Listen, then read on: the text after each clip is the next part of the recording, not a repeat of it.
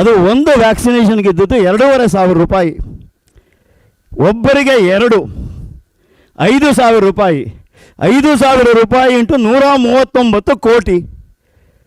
ಪ್ರಾಯಶಃ ಈ ದೇಶದ 2 ವರ್ಷದ ಆದಾಯ ಕೊಡಬೇಕಾಗಿತ್ತು ಅಂತ ಕಾಣುತ್ತಲ್ಲ. ಅದು ನಾವು ಕೊಟ್ಟು ಕೂತಿದ್ರೆ ಇವತ್ತಿಲ್ಲಿ ಎ ಸಿ ಹಾಲಲ್ಲಿ ಕೂರ್ತಿದ್ವ ನಾವು? ಇವತ್ತಿನ ಬದುಕೋದಕ್ಕೆ ಸಾಧ್ಯ ಆಗ್ತಿತ್ತಾ? ಎಲ್ಲೋ ಒಂದು ಕಡೆ ಈ ಸಾಧನೆ ಯಾವುದೋ ಒಂದು ಸರ್ಕಾರ ಮಾಡ್ತು ಅದಲ್ಲ ನಾನು ಹೇಳ್ತಾ ಇರೋದು. ಈ ಸಾಧನೆ ಇಲ್ಲಿಯ ಜನಸಮುದಾಯವೇ.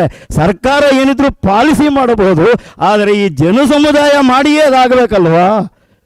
ಪಾಲಿಸಿ ಮಾಡ್ಬೋದು ಸರ್ಕಾರ, ಆಯಿತು ನಾವು ಇದಕ್ಕೆ ಕೊಡ್ತೀವಿ, ಯಾವುದೋ ಒಂದಕ್ಕೆ ಪ್ರೋತ್ಸಾಹ ಕೊಡ್ತೀವಿ, ನೀವು ಇಲ್ಲಿಯೇ ವ್ಯಾಕ್ಸಿನ್ ಮಾಡಬಾರ್ದು ಅನ್ನೋದಿದೆಯಲ್ಲ, ಅದೊಂದು ಪ್ರೋತ್ಸಾಹ ಕೊಡ್ಬೋದು. ಮಾಡಬೇಕಾದ ತಲೆ ಇಲ್ಲಿಯದೇ ಆಗಬೇಕಲ್ವಾ? ಪ್ರಾಯಶಃ ಅದನ್ನು ನಾವು ಯಾಕೆ ಗುರುತಿಸೋಲ್ಲ? ನಮ್ಮಲ್ಲಿ ಅಷ್ಟು ಬುದ್ಧಿವಂತ ಜನ ಇದ್ದಾರೆ, ಇವರಿಗೆ ಅಷ್ಟು ಚೈತನ್ಯ ಇದೆ, ಇವರನ್ನು ಸ್ವಂತವಾಗಿ ಮಾಡಬಲ್ಲರು. ಬೇಕಾಗಿದ್ದು ಬರೀ ಒಂದು ಅವಕಾಶ ಅಂತ ಯಾಕೆ ಹೇಳಬಾರ್ದು? ಈಗ ನೋಡಿ, ಎಲ್ಲ ದೇಶದವ್ರಿಗೂ ನಮ್ಮ ದೇಶದ ಮೇಲೆ ಭಾಳ ಇಂಟ್ರೆಸ್ಟ್ ಇದೆ. ಹಿಂದೆನೂ ಭಾಳ ಇಂಟ್ರೆಸ್ಟ್ ಇತ್ತು, ಬಂದರು ಹೋದರು. ಈಗ ಹಂಗೆ ಮಾಡೋಕ್ಕಾಗಲ್ಲ. ಯಾಕಂದರೆ ನಿಮಗೇನಾಗುತ್ತೆ, ಯಾವುದೋ ಇನ್ನೊಂದೇನೋ ಇದೆ, ಹ್ಯೂಮನ್ ರೈಟ್ಸು, ಮಣ್ಣು ಮಸಿ, ಹಾಗಾಗಿ ದಾಳಿ ಮಾಡೋದು ಕಷ್ಟ. ಆದರೆ ಬೇರೆ ತರಹದ ದಾಳಿಗಳನ್ನು ಮಾಡ್ಬೋದಲ್ವಾ? ಒಂದು ಬದಲಾವಣೆ ಎಲ್ಲರನ್ನೂ ಕಾಡ್ತಾ ಇದೆ ಇವಾಗ. ಈ ದೇಶ ಆಲ್ಮೋಸ್ಟ್ ಒಂದು 25-30 ದೇಶದೊಟ್ಟಿಗೆ ರೂಪಾಯಲ್ಲೇ ವ್ಯವಹಾರ ಮಾಡ್ತಾ ಇದೆ. ಏನು ಪ್ರಯೋಜನ ಏನು ಅಂತ ನೀವು ಕೇಳ್ಬೋದು. ಅಮೇರಿಕಾದು ಡಾಲರು, ನಾವು ಡಾಲರ್ನೇ ರೆಕಗ್ನೈಸ್ಡ್ ಎಕ್ಸ್ಚೇಂಜ್ ಅಂತ ಕರ್ಕೊಂಡ್ವಿ, ಅದರ ಮೂಲಕನೇ ವ್ಯವಹಾರ ಮಾಡಬೇಕು ಅಂತ. ಅಮೇರಿಕಾಯಿಂದ ನಾವು ಏನು ತರಿಸ್ಕೋತೀವಿ? ಅಮೇರಿಕಾ ಬದುಕಿರೋದೇ ಬೇರೆ ದೇಶಗಳಿಂದ ತರಿಸ್ಕೊಂಡು, ಅಮೇರಿಕಾ ಮಾರಾಟ ಮಾಡಿದ್ದು ಒಂದೇ, ಏನು ಹೇಳಿ, ವೆಪನ್ಸು. ಆದರೆ ಇನ್ನೂ ಒಂದು ಕಳಿಸತ್ತದು, ಔಷಧಿಗಳು ಬರ್ತದೆ ಅಮೇರಿಕಾಯಿಂದ. ಆದರೆ ಏನು ಅಂತಂದರೆ ಅದೆಲ್ಲ ಇಲ್ಲಿಯೇ ಮ್ಯಾನುಫ್ಯಾಕ್ಚರ್ ಆಗೋದೆ, ಬೇಕಾದ್ರೆ ಅಲ್ಲಿಂದ ನೀವು ತರಿಸ್ಕೋಬೋದು ಅಷ್ಟೇನೆ ಅಂತ. ಬ್ರ್ಯಾಂಡಿಂಗ್ ಒಂದೇ ಅಲ್ವಾ ಆಗೋದು? ಅಲ್ಲಿ ಸ್ವಂತ ಮಾಡಿದ್ದೇನಿದೆ? ವೆಪನ್ಸ್ ಒಂದೇ ಮಾಡೋದು. ಅಲ್ಲಿದ್ದಾಗ ನಮಗೆ ವೆಪನ್ಸ್ ಬೇಕಿಲ್ಲ ಅಂತ ಆದರೆ ಅಮೇರಿಕಾಯಿಂದ ನಾವೇನು ತರಿಸ್ಕೋಬೇಕು? ಏನೂ ಇಲ್ಲ.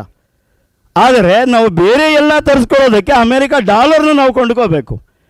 ಆ್ಯಕ್ಚುಲಾಗಿ ಹೇಳ್ತೀನಿ ಕೇಳಿ, ಅರ್ಧ ಅಮೇರಿಕಾನಲ್ಲಿ ನಮಗೆ ಬರೋದು ಡಾಲರ್, ಇಲ್ಲಿಂದ ಅಲ್ಲೋಗಿ ಸೆಟ್ಲ್ ಆದವರಿಂದಾನೆ ಅಲ್ವಾ? ಬೇಸಿಕಲಿ ನಮಗೆ ಡಾಲರ್ ಬರ್ತಾ ಇರೋ ಆ ಕಾರಣಕ್ಕೆ, ಬೇರೆ ಯಾವುದೂ ಇಲ್ಲ. ಹೀಗಿದ್ದರೂ ಕೂಡ ನಾವು ಪ್ರಪಂಚದೊಟ್ಟಿಗೆ ಡಾಲರಲ್ಲೇ ವ್ಯವಹಾರ ಮಾಡ್ತಿದ್ವಿ. ಅವಶ್ಯಕತೆ ಏನಿತ್ತು? ಇರಲಿಲ್ಲ. ಪ್ರಾಯಶಃ ಅದು ತಲೆಗೆ ಹೊಳದೇ ಇರಲಿಲ್ಲವ? ಆಯಿತು, ಈಗ ಬಂದಿದೆ 70 ದೇಶಗಳು, 20-30 ದೇಶದೊಟ್ಟಿಗೆ ನಾವು ರೂಪಾಯಲ್ಲೇ ವ್ಯವಹಾರ ಮಾಡ್ತೇವೆ. ಅಷ್ಟರ ಮಟ್ಟಿಗೆ ಸಮಸ್ಯೆ ಕಮ್ಮಿ ಅನ್ನೋದು ಒಂದು. ಪ್ರಾಯಶಃ ಇದೊಂದು ನಾನು ಕಂಡಂತಹ ಇಂಪ್ರೂವ್ಮೆಂಟ್. ಅಂದರೆ ಎಲ್ಲೋ ಒಂದು ಕಡೆ ಈ ದೇಶ ತನ್ನನ್ನು ಸ್ವತಂತ್ರ ದೇಶ ಅಂತ ಗುರುತಿಸ್ಕೋತಾ ಇದೆ. ಈ ಭಾವಕ್ಕೆ ನಾನು ಹೇಳ್ತೇನೆ. ನಮ್ಮಲ್ಲಿ ಹೇಳ್ತಾರೆ ಈ ದೇಶದ ಐಡೆಂಟಿಟಿನೇ ಇವರು ಹೇಳೋದೇನು ಅಂತಂದರೆ, ಈ ಅವರು ಕಂಡು ಹಿಡಿದ ನಂತರ ನಾವು ಓದಬೇಕಾದ್ರೆ ಹೇಳೋದವರು ಏನು, ವಾಸ್ಕೋ ಡ ಗಾಮ ಇಂಡಿಯಾನ ಕಂಡು ಹಿಡ್ದ ಅಂತ. ಇಲ್ಲದನ್ನು ಕಂಡು ಹಿಡಿದ್ನಾ? ಇಲ್ಲೇ ಇತ್ತಲ್ವ? ಅಂದರೆ ಹೊರ ದೇಶಗಳಿಗೆ ನಮ್ಮ ದೇಶಕ್ಕೆ ಬರೋಕ್ಕಂತ ದಾರಿ ಗೊತ್ತಿರಲಿಲ್ಲ, ಆ ದಾರಿ ಅವನು ಕಂಡು ಹಿಡಿದ. ನೀವು ಅವನು ಇಂಡಿಯಾ ಕಂಡು, ಕೊಲಂಬಸ್ ಡಿಸ್ಕವರ್ಡ್ ಅಮೇರಿಕಾ ಅಂತೆ. ಎಲ್ರಿ ಅಮೇರಿಕಾ ಇರಲಿಲ್ವೇ? ಆದರೆ ಒಂದು ವ್ಯತ್ಯಾಸ ಇದೆ, ಅಲ್ಲಿ ಅಮೇರಿಕಾ ಇರಲಿಲ್ಲ. ಇವ ಆ ಜಾಗವನ್ನು ಕಂಡು ಹಿಡಿದು ಅಲ್ಲಿಯ ಲೋಕಲ್ ಜನಗಳನ್ನು ಅವರನ್ನು ಸಂಪೂರ್ಣ ನಿರ್ನಾಮ ಮಾಡಿ, ಪ್ರಾಯಶಃ ಒಂದು 50-100 ವರ್ಷದಲ್ಲಿ ಆ ಟ್ರೈಬ್ಸ್ ಏನೂ ಇಲ್ಲದ ಹಾಗೆ ಮಾಡಿ ಹೊರಗಿನಿಂದ ಹೋಗಿ ಸೆಟ್ಲಾಗಿ ಒಂದು ಅಮೇರಿಕಾ ಮಾಡಿಕೊಂಡ್ರು. ಆದರೆ ವಾಸ್ಕೋ ಡ ಗಾಮ ಹಾಗಲ್ಲ ಅಲ್ವಾ? ನಮ್ಮಲ್ಲಿ ಆಗಲೇ ಇದ್ದೀವಿ ಅಲ್ವಾ? ಕೊಲಂಬಸ್ ಕಾಲ ಯಾವಾಗ ಹೇಳ್ತೀವಿ? 1490 ಅಂತೀವಿ ಕೊಲಂಬಸ್ದು. ಅಂದರೆ ಅದಕ್ಕೆ ಮುಂಚೆ ಅಮೇರಿಕಾದ ಅಸ್ತಿತ್ವನೇ ಇಲ್ಲ. ಅಷ್ಟೊತ್ತಿಗೆ ಆಗಲೇ ನಮ್ಮಲ್ಲಿ ಶಂಕರಾಚಾರ್ಯರು 600-700 BC, ರಾಮಾನುಜಾಚಾರ್ಯರು 1100 ಚಿಲ್ಡ್ರೆಗೆ ಮಧ್ವಾಚಾರ್ಯರು ಬಂದಾಗಿತ್ತು, ಬಸವಣ್ಣವರು ಬಂದಾಗಿತ್ತಲ್ವಾ? ಮತ್ತು ನಾವು ಅಂತೀವಿ ಈಗಲೂ ನಮಗೆ ಅದು ದೊಡ್ಡದಾಗ್ತದೆ, ನಾವು ಸಣ್ಣವರಾಗಿ ಕಾಣ್ತೀವಿ. ಯಾಕೆ ಸಣ್ಣವರಾಗಿ ಕಾಣ್ತೀವಿ? ಎಲ್ಲಿ ಬಂತು ಈ ಮೈಂಡ್ಸೆಟ್? ಬರಲೇಬಾರ್ದಲ್ವ ನಮಗೆ? ಯಾಕಂದರೆ ಇವರೆಲ್ಲ ಆಗಿ ಹೋಗಿದ್ರಲ್ವಾ? ಈ ಮೈಂಡ್ಸೆಟ್ ಬಂದದ್ದು ಎಲ್ಲಿ ಅಂದರೆ 300 ವರ್ಷದ ಆಳ್ವಿಕೆ. 300 ವರ್ಷ ಬ್ರಿಟಿಷರು ನಮ್ಮನ್ನು ಆಳಿತಿದೆಯಲ್ಲ, ಅಲ್ಲಿ ಬಂದದ್ದು ಮೈಂಡ್ಸೆಟ್ಟು. ಅವರು ನಮ್ಮನ್ನು ಕಾಲೋನಿ ಅಂತ ಕರೆದ್ರು. ಅಂದರೆ ನಾವೊಂದು ವಸಾಹತು ದೇಶ ಅಲ್ವಾ? ಕಾಲೋನೈಸ್ಡ್ ಕಂಟ್ರಿ. ಅಂದರೆ ನಾವು ಕಾಲೋನೈಸ್ಡ್ ಕಂಟ್ರಿಯ ಸಬ್ಜೆಕ್ಟ್ಸ್ ಆಗೇ ಕೂತ್ಕೊಂಡ್ರೆ ಹೊರತು ಮೀರಿ ಸ್ವತಂತ್ರ ಆದವಾ? 1947ರಲ್ಲಿ ಸ್ವಾತಂತ್ರ್ಯ ಬಂತು ನಮಗೆ, ಆದರೆ ನಾವು ಸ್ವತಂತ್ರ ಆದವಾ? ಆಗಲಿಲ್ಲ. ಯಾಕಂದರೆ ತಲೆ ಆ ಕಾಲನೇ ಇಷ್ಟು ತಿಂಗಳು ಕೂತೇ ಇತ್ತು, ನೀವೇನೂ ಅಲ್ಲ, ನೀವೇನೂ ಅಲ್ಲ, ನೀವೇನೂ ಅಲ್ಲ, ನಾವು ಹೇಳಿ ನೀವು. ಪ್ರಾಯಶಃ ನನ್ನ ಕಾಲದಲ್ಲಿ ಭಾಳ ಹೊರಡಿತಾ ಇದೆಯಾ ಈ ಸಬ್ಜೆಕ್ಟು? ಪ್ರೀತಿ ಜಾಸ್ತಿ ನನಗೆ, ನಿಮಗಳಿಗೂ ಅಷ್ಟೇ ಪ್ರೀತಿ ಇದೆಯಲ್ಲೋ ಗೊತ್ತಿಲ್ಲ, ನನಗೆ ಪ್ರೀತಿ ಜಾಸ್ತಿ. ಅವರು ಹೇಳ್ತಾರೆ ಜನರಲಾಗಿ ಏನು ಅಂತಂದರೆ, ಈ ವಯಸ್ಸಲ್ಲಿ ಯಾಕಿಷ್ಟು ಆಕ್ರೋಶ ವಿಷಯಗಳ ಬಗ್ಗೆ ಅಂತ. ಇಷ್ಟು ವರ್ಷ ಸುಮ್ಮನಿದ್ನಲ್ಲ, ಅದೇ ದೊಡ್ಡ ಆಕ್ರೋಶ. ನನ್ನನ್ನು ನಾನು ದ್ವೇಷಿಸಿಟ್ಟು ಪ್ರಾಯಶಃ ಬೇರೆ ಏನನ್ನೂ ದ್ವೇಷಿಸಲಿಕ್ಕಿಲ್ಲ. ಸುಮ್ಮನೆ ಓದದೆ 30 ವರ್ಷ ಇನ್ಕಮ್ ಟ್ಯಾಕ್ಸಲ್ಲಿ ಕೂತ್ಕೊಂಡು ಅವರಿಂದ ಟ್ಯಾಕ್ಸ್ ಕಟ್ಟೋದೇ ಅದ್ಭುತವಾದ್ದು ಅಂತ ತಿಳ್ಕೊಂಡು ಕಾಲ ಕಳೆದ್ನಲ್ಲ, ಅದೋಸ್ ರೀಗ್ರೆಟ್ಸ್ ಆರ್ ದೇರ್ ಟುಡೇ. ಇವತ್ತು ಡಾಕ್ಟ್ರದ್ದು ಹೇಳ್ತಾ ಇದ್ದಾಗ ಇವರು ಯಾರು ಮೇಡಮ್ ಇಂಟ್ರೊಡ್ಯೂಸ್ ಮಾಡ್ತಾ ಇದ್ದಾಗ ಅದೇ ನನ್ನ ತಲೆಗೆ ಬಂತು. ನಾನು ಆದಾಯ ತೆರಿಗೆಯವನು, ಅವರು ವೃತ್ತಿ ಮಾಡ್ತಾ ಇದ್ದಾರೆ, ಆದಾಯ ಬರುತ್ತೆ ಅವರಿಗೆ. ವೃತ್ತಿ ಪ್ರೊಫೆಷನ್ ಈಸ್ ಒಂದಿಗೆ ಆದಾಯ ಬರುತ್ತೆ. ಇವರು ಕೂತ್ಕೊಂಡು ಬೆಳಗ್ಗೆ 4 ಗಂಟೆಯಿಂದನೇ ಟೊಕೊಂಡು ತಗೋತಾರೆ. ಅಂದರೆ ನನ್ನ ತಲೆ ಏನು ಓಡ್ತಾ ಇತ್ತು ಗೊತ್ತಾ? ಬೆಳಗ್ಗೆ 4 ಗಂಟೆಯಿಂದ 11 ಗಂಟೆ ಟೋಕನ್ ತಗೋತಾರೆ ಅಂದರೆ 2 ಜನ ಬರ್ಬೋದು. ಒಬ್ಬರು 200 ರೂಪಾಯಿ ಕೊಟ್ಟರು ಎಷ್ಟು ರೂಪಾಯಿ ಆಗ್ಬೋದು? ಇದು ನೋಡಿ, ಇದು ಮೈಂಡ್ ಸೆಟ್ಟು. ಅರ್ಥವಾಯ್ತಾ? ಅವರು ಬಹಳ ಸೀನಿಯರ್ ಡಾಕ್ಟ್ರು, ಬಹಳ ವರ್ಷದಿಂದ ಪ್ರೊಫೆಷನಲ್ ಇದ್ದಾರೆ, ಬಹಳ ಹೆಸರು ಮಾಡಿರೋ ಡಾಕ್ಟ್ರು, ಮತ್ತು ಬಹಳ ಎಫಿಷಿಯೆಂಟ್ ಡಾಕ್ಟ್ರು. ಈ ಕ್ವಾಲಿಟಿಗಳು ನನ್ನ ತಲೆಗೆ ಬರ್ತಾನೇ ಇಲ್ಲ.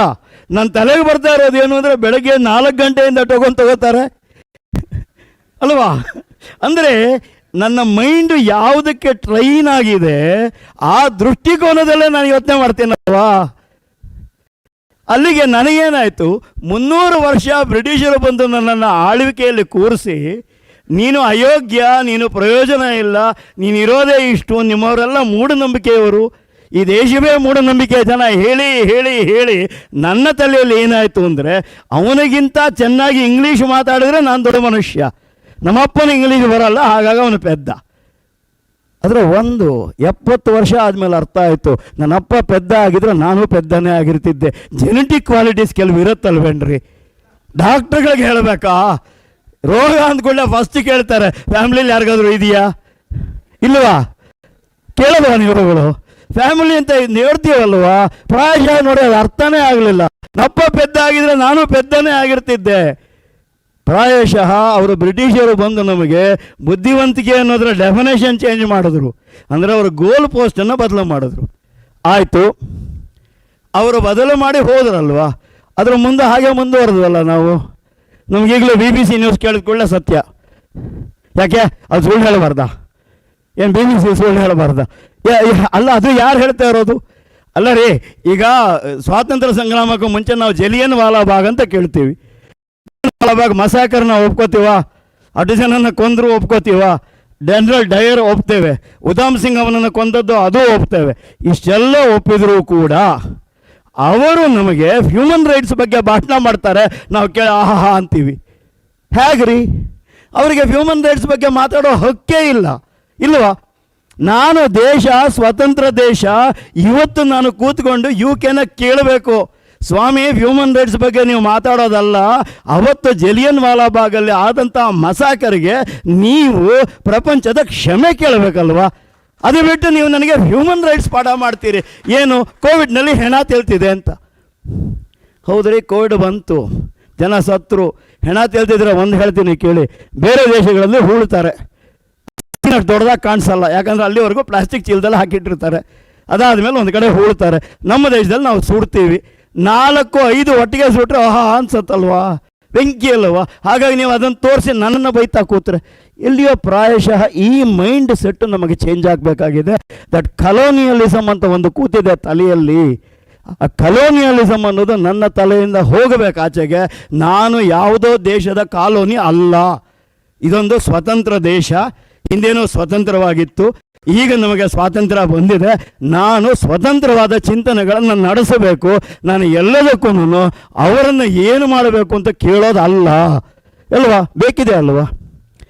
ಎಲ್ಲವನ್ನು ನೋಡಿದ್ದೀವಿ, ನಾವುಗಳು ನೋಡಿಲ್ವಾ? 47 ಆದ ನಂತರ ನನ್ನ ಅಪ್ಪನ ಕಾಲದಲ್ಲಿ, ನನ್ನ ತಾಯಿ ಕಾಲದಲ್ಲಿ ಆವಾಗ ಸೀಮೆಎಣ್ಣೆ ಸಿಗಲ್ಲ ಅಂತ ಲೀಕೋ ಇದ್ಲು ಅಂತ ಯೂಸ್ ಮಾಡ್ತಿದ್ರು. ನಿಮ್ಮಗಳಲ್ಲೂ ಹಳೇದು ಸ್ವಲ್ಪ ನೆನಪಿದ್ರೆ ನಿಮ್ಮಗಳಿಗೂ ಎಷ್ಟೋ ಜ್ಞಾಪಕ ಇರುತ್ತಲ್ವಾ? ರೇಷನ್ಗೆ ಹೋಗಿ ತರ್ತಾ ಇರಲಿಲ್ವಾ? ಅಡುಗೆ ಅಕ್ಕಿ ಬೇರೆ, ತಿಂಡಿ ಅಕ್ಕಿ ಬೇರೆ ಅಂತ ತಂದದ್ದಿಲ್ವಾ? ಇದೆ. ಎಲ್ಲ ತರಹದ ಬಡತನವನ್ನು ನೋಡಿದ್ದೇವೆ. ಆದರೆ ನನ್ನ ಬಾಲ್ಯದಲ್ಲಿ ಕಂಡ ಬಡತನ ಇವತ್ತು ನನಗಿದೆಯಾ? ಇದು ಬರೀ ನನ್ನೊಬ್ಬನ ಬೆಳವಣಿಗೆನಾ? ನನ್ನ ಜನ್ರೇಷನ್ನ ಎಷ್ಟೋ ಜನ ಬೆಳೆದದ್ದು ನೋಡಿದ್ದೀನಿ. ಹಾಗಾಗಿ ನಾನು ಪ್ರೋಗ್ರೆಸ್ ಆಗಿದ್ದೀನಿ ಅಂದರೆ ಈ ದೇಶ ಪ್ರೋಗ್ರೆಸ್ ಆಗಿಲ್ವಾ? ಆಗಿದೆ. ಎಲ್ಲೋ ಒಂದು ಕಡೆ ನಾವು ಅದನ್ನು ಗುರುತಿಸೋಣ. ಇದು ಸ್ವಂತ ದೇಶ, ಇದು ನಮ್ಮ ದೇಶ ಅನ್ನೋದನ್ನು ಗುರುತಿಸೋಣ. ಈ ಈ ಈ ಪ್ರಶ್ನೆ ಬರಬೇಕಲ್ವಾ? ಆಯಿತು, ನಮ್ಮ ದೇಶದಲ್ಲಿ ಇದ್ದದ್ದು ಹೀಗೆ ಹಾಗೆ ಎಲ್ಲವೂ ಹೇಳ್ತಾರೆ. ಒಂದು, Srinivasa Ramanujam ತಮಿಳುನಾಡಿನಲ್ಲಿದ್ದದ್ದು the greatest mathematician ಅಂದರು. ಈಗಲೂ ಅಲ್ಲಿ ಯೂನಿವರ್ಸಿಟಿಯಲ್ಲಿ ಅವನ ಬರೆದ ಫಾರ್ಮುಲಾಗಳನ್ನ ಇಟ್ಕೊಂಡು ಇನ್ನೂ ತಿಣುಕಾಡ್ತಾನೆ ಇದ್ದಾರೆ. ಅಲ್ಲಿಗೆ ಅವರು ಬುದ್ಧಿವಂತನ, ನಾನು ಬುದ್ಧಿವಂತನ? ಪ್ರಾಯಶಃ ಅದಿದೆ ಅಲ್ವಾ? ಮತ್ತು ಇಲ್ಲಿಯ ಸಿಸ್ಟಮ್ಸ್ ಎವಾಲ್ವ್ ಆದದ್ದು ಎಷ್ಟೋ ಸಾವಿರ ವರ್ಷಗಳಿಂದ ಎವಾಲ್ವ್ ಆದ ಸಿಸ್ಟಮ್ಮು, ಅವರುಗಳು ರೂಢಿಸಿಕೊಂಡಂತಹ ಸಿಸ್ಟಮ್ಮು. ನಮ್ಮದು ಎವಾಲ್ವ್ ಆದಂಥ ಸಿಸ್ಟಮ್ಮು. ಪ್ರಾಯಶಃ ಎವಾಲ್ವ್ ಆದಂಥ ಸಿಸ್ಟಮ್ನಲ್ಲಿ ಜಾಸ್ತಿ ಒತ್ತುಗಳಿರುತ್ತಲ್ವಾ? ಒಂದು ಘಟನೆ ನನ್ನ ತಲೆಯಲ್ಲಿ ಭಾಳ ಚೆಂದ ಇದೆ. ಬೆಳಗ್ಗೆ 2 ವರ್ಷ 3 ವರ್ಷದ ಹುಡುಗ ಆಗಿದ್ದವನಿಗೆ ಬೆಲ್ಲದ ಮೇಲೆ ಆಸೆ ತಿನ್ನಬೇಕಂತ. ಎಲ್ಲೋ ಹಾಸನದಲ್ಲಿ ನಮ್ಮ ಅಜ್ಜಿ ಮನೇಲಿ ಇರ್ತಿದ್ದೆ. ಅಲ್ಲೇನಾಗುತ್ತಿತ್ತು, ಅಜ್ಜಿಯದೊಂದು ಸಣ್ಣದೊಂದು ಪರ್ಸಿತ್ತು, ಆಗೆಲ್ಲ ಚೀಲದ್ದು. ಆ ಕಡೆ ಈ ಕಡೆ ನೋಡಿ ಪರ್ಸಿಂದ 3 ಕಾಸು ತೆಗಿಬೇಕು ಅಂತ ಗೊತ್ತಾಗೋದು. ಆವತ್ತದು ಸ್ವಾಭಾವಿಕ. 70ನೇ ವಯಸ್ಸಲ್ಲಿ ನೆನಪಾದಾಗ ಅನ್ಸುತ್ತೆ, 3ನೇ ವಯಸ್ಸಿನವನಿಗೆ ಅದು ಕಳ್ಳತನ ಅಂತ ಹೇಗೆ ಗೊತ್ತಿತ್ತು? 3 ವರ್ಷದ ಹುಡುಗನಿಗೆ ನಾನು ಮಾಡ್ತಿರೋದು ಕಳ್ಳತನ, ಯಾರೂ ನೋಡಬಾರ್ದು ಅನ್ನೋದು ಹೇಗೆ ಬಂತು ಅಂತ ನಾನು ಕೇಳ್ತಾ ಇರೋದು. ಪ್ರಾಯಶಃ ನನ್ನ ಪ್ರಜ್ಞೆಯಲ್ಲಿ ಅದು ಇದೆ ಅಲ್ವಾ? ಯಾವುದು ಕಳ್ಳತನ, ಯಾವುದು ಅಲ್ಲ, ಯಾವುದು ಸರಿ, ಯಾವುದು ತಪ್ಪು ಇದೆ ಅಲ್ವಾ? ಈಗಲೂ ನಾನು ಹೇಳ್ತೀನಿ ಕೇಳಿ, ನಮ್ಮಲ್ಲಿ ಬಹಳಷ್ಟು ಜನ ನಿರ್ಧಾರ ತಗೋಬೇಕಾದ್ರೆ ಮನಸ್ಸಿನಲ್ಲಿ ದ್ವಂದ್ವ ಬಂದದ್ದೇ ಇಲ್ವಾ? ಇದು ಮಾಡೋದ ಬೇಡವಾ? ಮಾಡಬಹುದು ಬಂಡತನದಲ್ಲಿ, ಆ ಮಾತು ಬೇರೆ. ಆದರೆ ಮನಸ್ಸಿನಲ್ಲಿ ದ್ವಂದ್ವ ಬಂತು ಅಂದರೆ ಈ ದೇಶದ ಪ್ರಜ್ಞೆ ನನ್ನ ದ್ವಂದ್ವನ ಹುಟ್ಟಿಸ್ತಾ ಇದೆ ಅಲ್ವಾ? ಆಗ ದ್ವಂದ್ವ ಬಂತು ಅಂದರೆ ನಾನು ಜೀವಂತ ಆಗಿದ್ದೇನೆ ಅಂತ. ಈ ಕಡೆ ವಾಲ್ತೀನಿ, ಆ ಕಡೆ ವಾಲ್ತೀನಿ ಅನ್ನೋದು ನನ್ನ ಎಜುಕೇಷನ್ ಇರ್ಬೋದು, ಅಥವಾ ನಾವು ಯಾವುದು ಸರಿ ಯಾವುದು ತಪ್ಪು ಅನ್ನೋದು ತುಲನೆ ಇರ್ಬೋದು, ಅಥವಾ ನಾನು ಯಾವುದೋ ಬೇರೆ ದೇಶವನ್ನು ಫಾಲೋ ಮಾಡುವಂಥ ಆಸೆ ಇರ್ಬೋದು. ಆವತ್ತಿಗೆ 47ರ ನಂತರ ಸ್ವಾತಂತ್ರ್ಯ, ನಾನು ಹುಟ್ಟಿದ 53, ನನ್ನ ಬಾಲ್ಯ ನೋಡಿದ್ದೀನಿ, ಯೌವನ ನೋಡಿದ್ದೀನಿ. ಅವತ್ತಿನ ದಿನಕ್ಕೆ ಇವತ್ತಿನ ದಿನಕ್ಕೆ ಒಂದು ಅದ್ಭುತವಾದ ಬದಲಾವಣೆ ನಾನು ಕಾಣ್ತಾ ಇದ್ದೇನೆ. ಏನು? ದೇಶದ ಚರಿತ್ರೆಯ ಬಗ್ಗೆ, ನಿಜ ಚರಿತ್ರೆಯ ಬಗ್ಗೆ ಮಾತಾಡುವ ಜನ, ಆಸ್ಥೆ ತೋರಿಸುವ ಜನ, ಮತ್ತು ತಿಳ್ಕೊಳ್ಳೋ ಪ್ರಯತ್ನ ಪಡುವ ಜನ ಜಾಸ್ತಿ ಆಗ್ತಾ ಹೋಗ್ತಾ ಇದ್ದಾರೆ. That's a very positive sign. ಪ್ರಾಯಶಃ ನನ್ನ ಕಾಲಮಾನದಲ್ಲಿ ಇದನ್ನು ನೋಡ್ತೇನೆ ಅಂತ ನನಗನ್ಸಿರಲಿಲ್ಲ.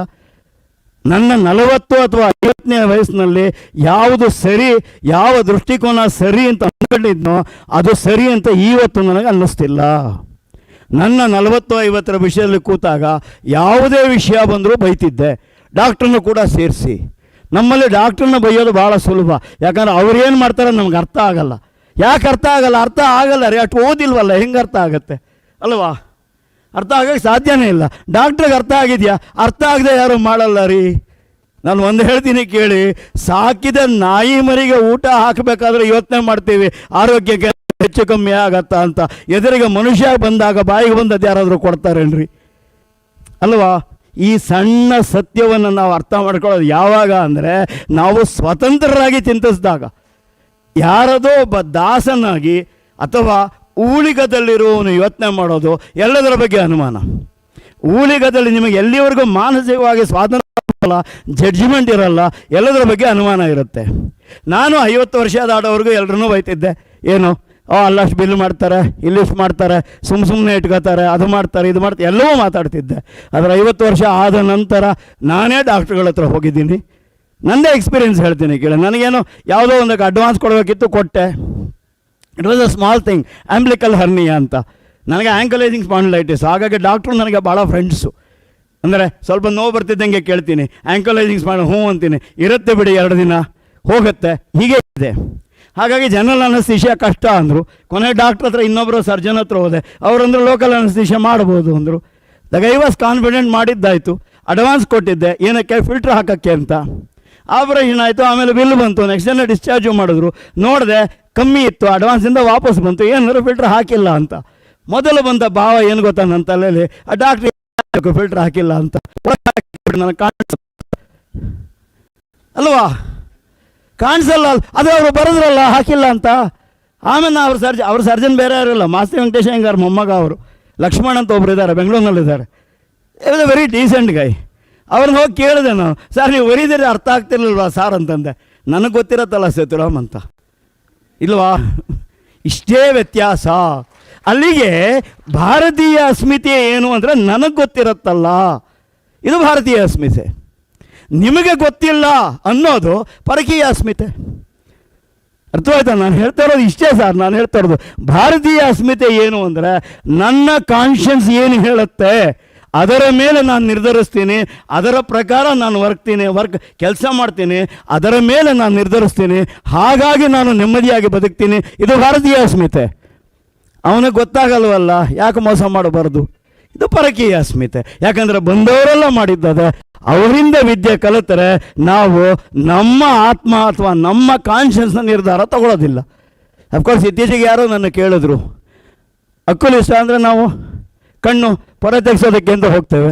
ಅವ್ರು ಹೇಳ್ತಾರೆ 20,000, 30,000, 50,000, 70,000 ಬೇರೆ ಬೇರೆ ಇರುತ್ತೆ ಗ್ಲಾಸು ಅಂತ. ಯಾರೋ ನನಗೆ ಅದಿಷ್ಟೇ ರೂಪಾಯಿಂದ ಹಾಕ್ತಾರೆ ಅಂತ ಹೆಂಗೆ ಗೊತ್ತು ಅಂತ. ಯಾಕಂದ್ರೆ 20,000 ಕಾಣಿಸ್ಲೇಬೇಕಲ್ಲ. ಇವಾಗ 20,000 ಕಾಣಿಸಲ್ಲ ಅಂತಲ್ವಲ್ಲ, 70,000 ಸತ್ತೆ 20 ಕಾಣಿಸ್ಬೇಕಲ್ವ, ಇಲ್ಲ ಆಪರೇಷನ್ ಆಗೋದೇ ಗೊತ್ತಾಗಲ್ವಲ್ಲ. ಹಾಗೆ ಎರಡು ಕಾಣಿಸೋದ್ರಿಂದ ಇದು 20, 70 ಗೊತ್ತಾಗೋದು ಹೇಗೆ ಅಂತಂದರು. ನಾನಂದೆ ಮೊದಲು ಡಾಕ್ಟ್ರನ್ನ ನಂಬಬೇಕು. ನೀವು ಅವರನ್ನು ನಂಬಿದರೆ ಅವರು ನಿಮಗೆ ಮೋಸ ಮಾಡಲ್ಲ. ನೀವೇ ಅವರನ್ನು ನಂಬದೇ ಹೋದರೆ ಅವರು ನಿಮಗೆ ಮೋಸನೇ ಮಾಡಬೇಕಾಗತ್ತಲ್ವ. ಬದುಕಿನಲ್ಲಿ ಏನಾಗುತ್ತೆ, ಮ್ಯೂಚುವಲ್ ಫೇತ್ ಇದೆ ನೋಡಿ, ಅದು ಬಹಳ ಮುಖ್ಯ ಆಗುತ್ತೆ.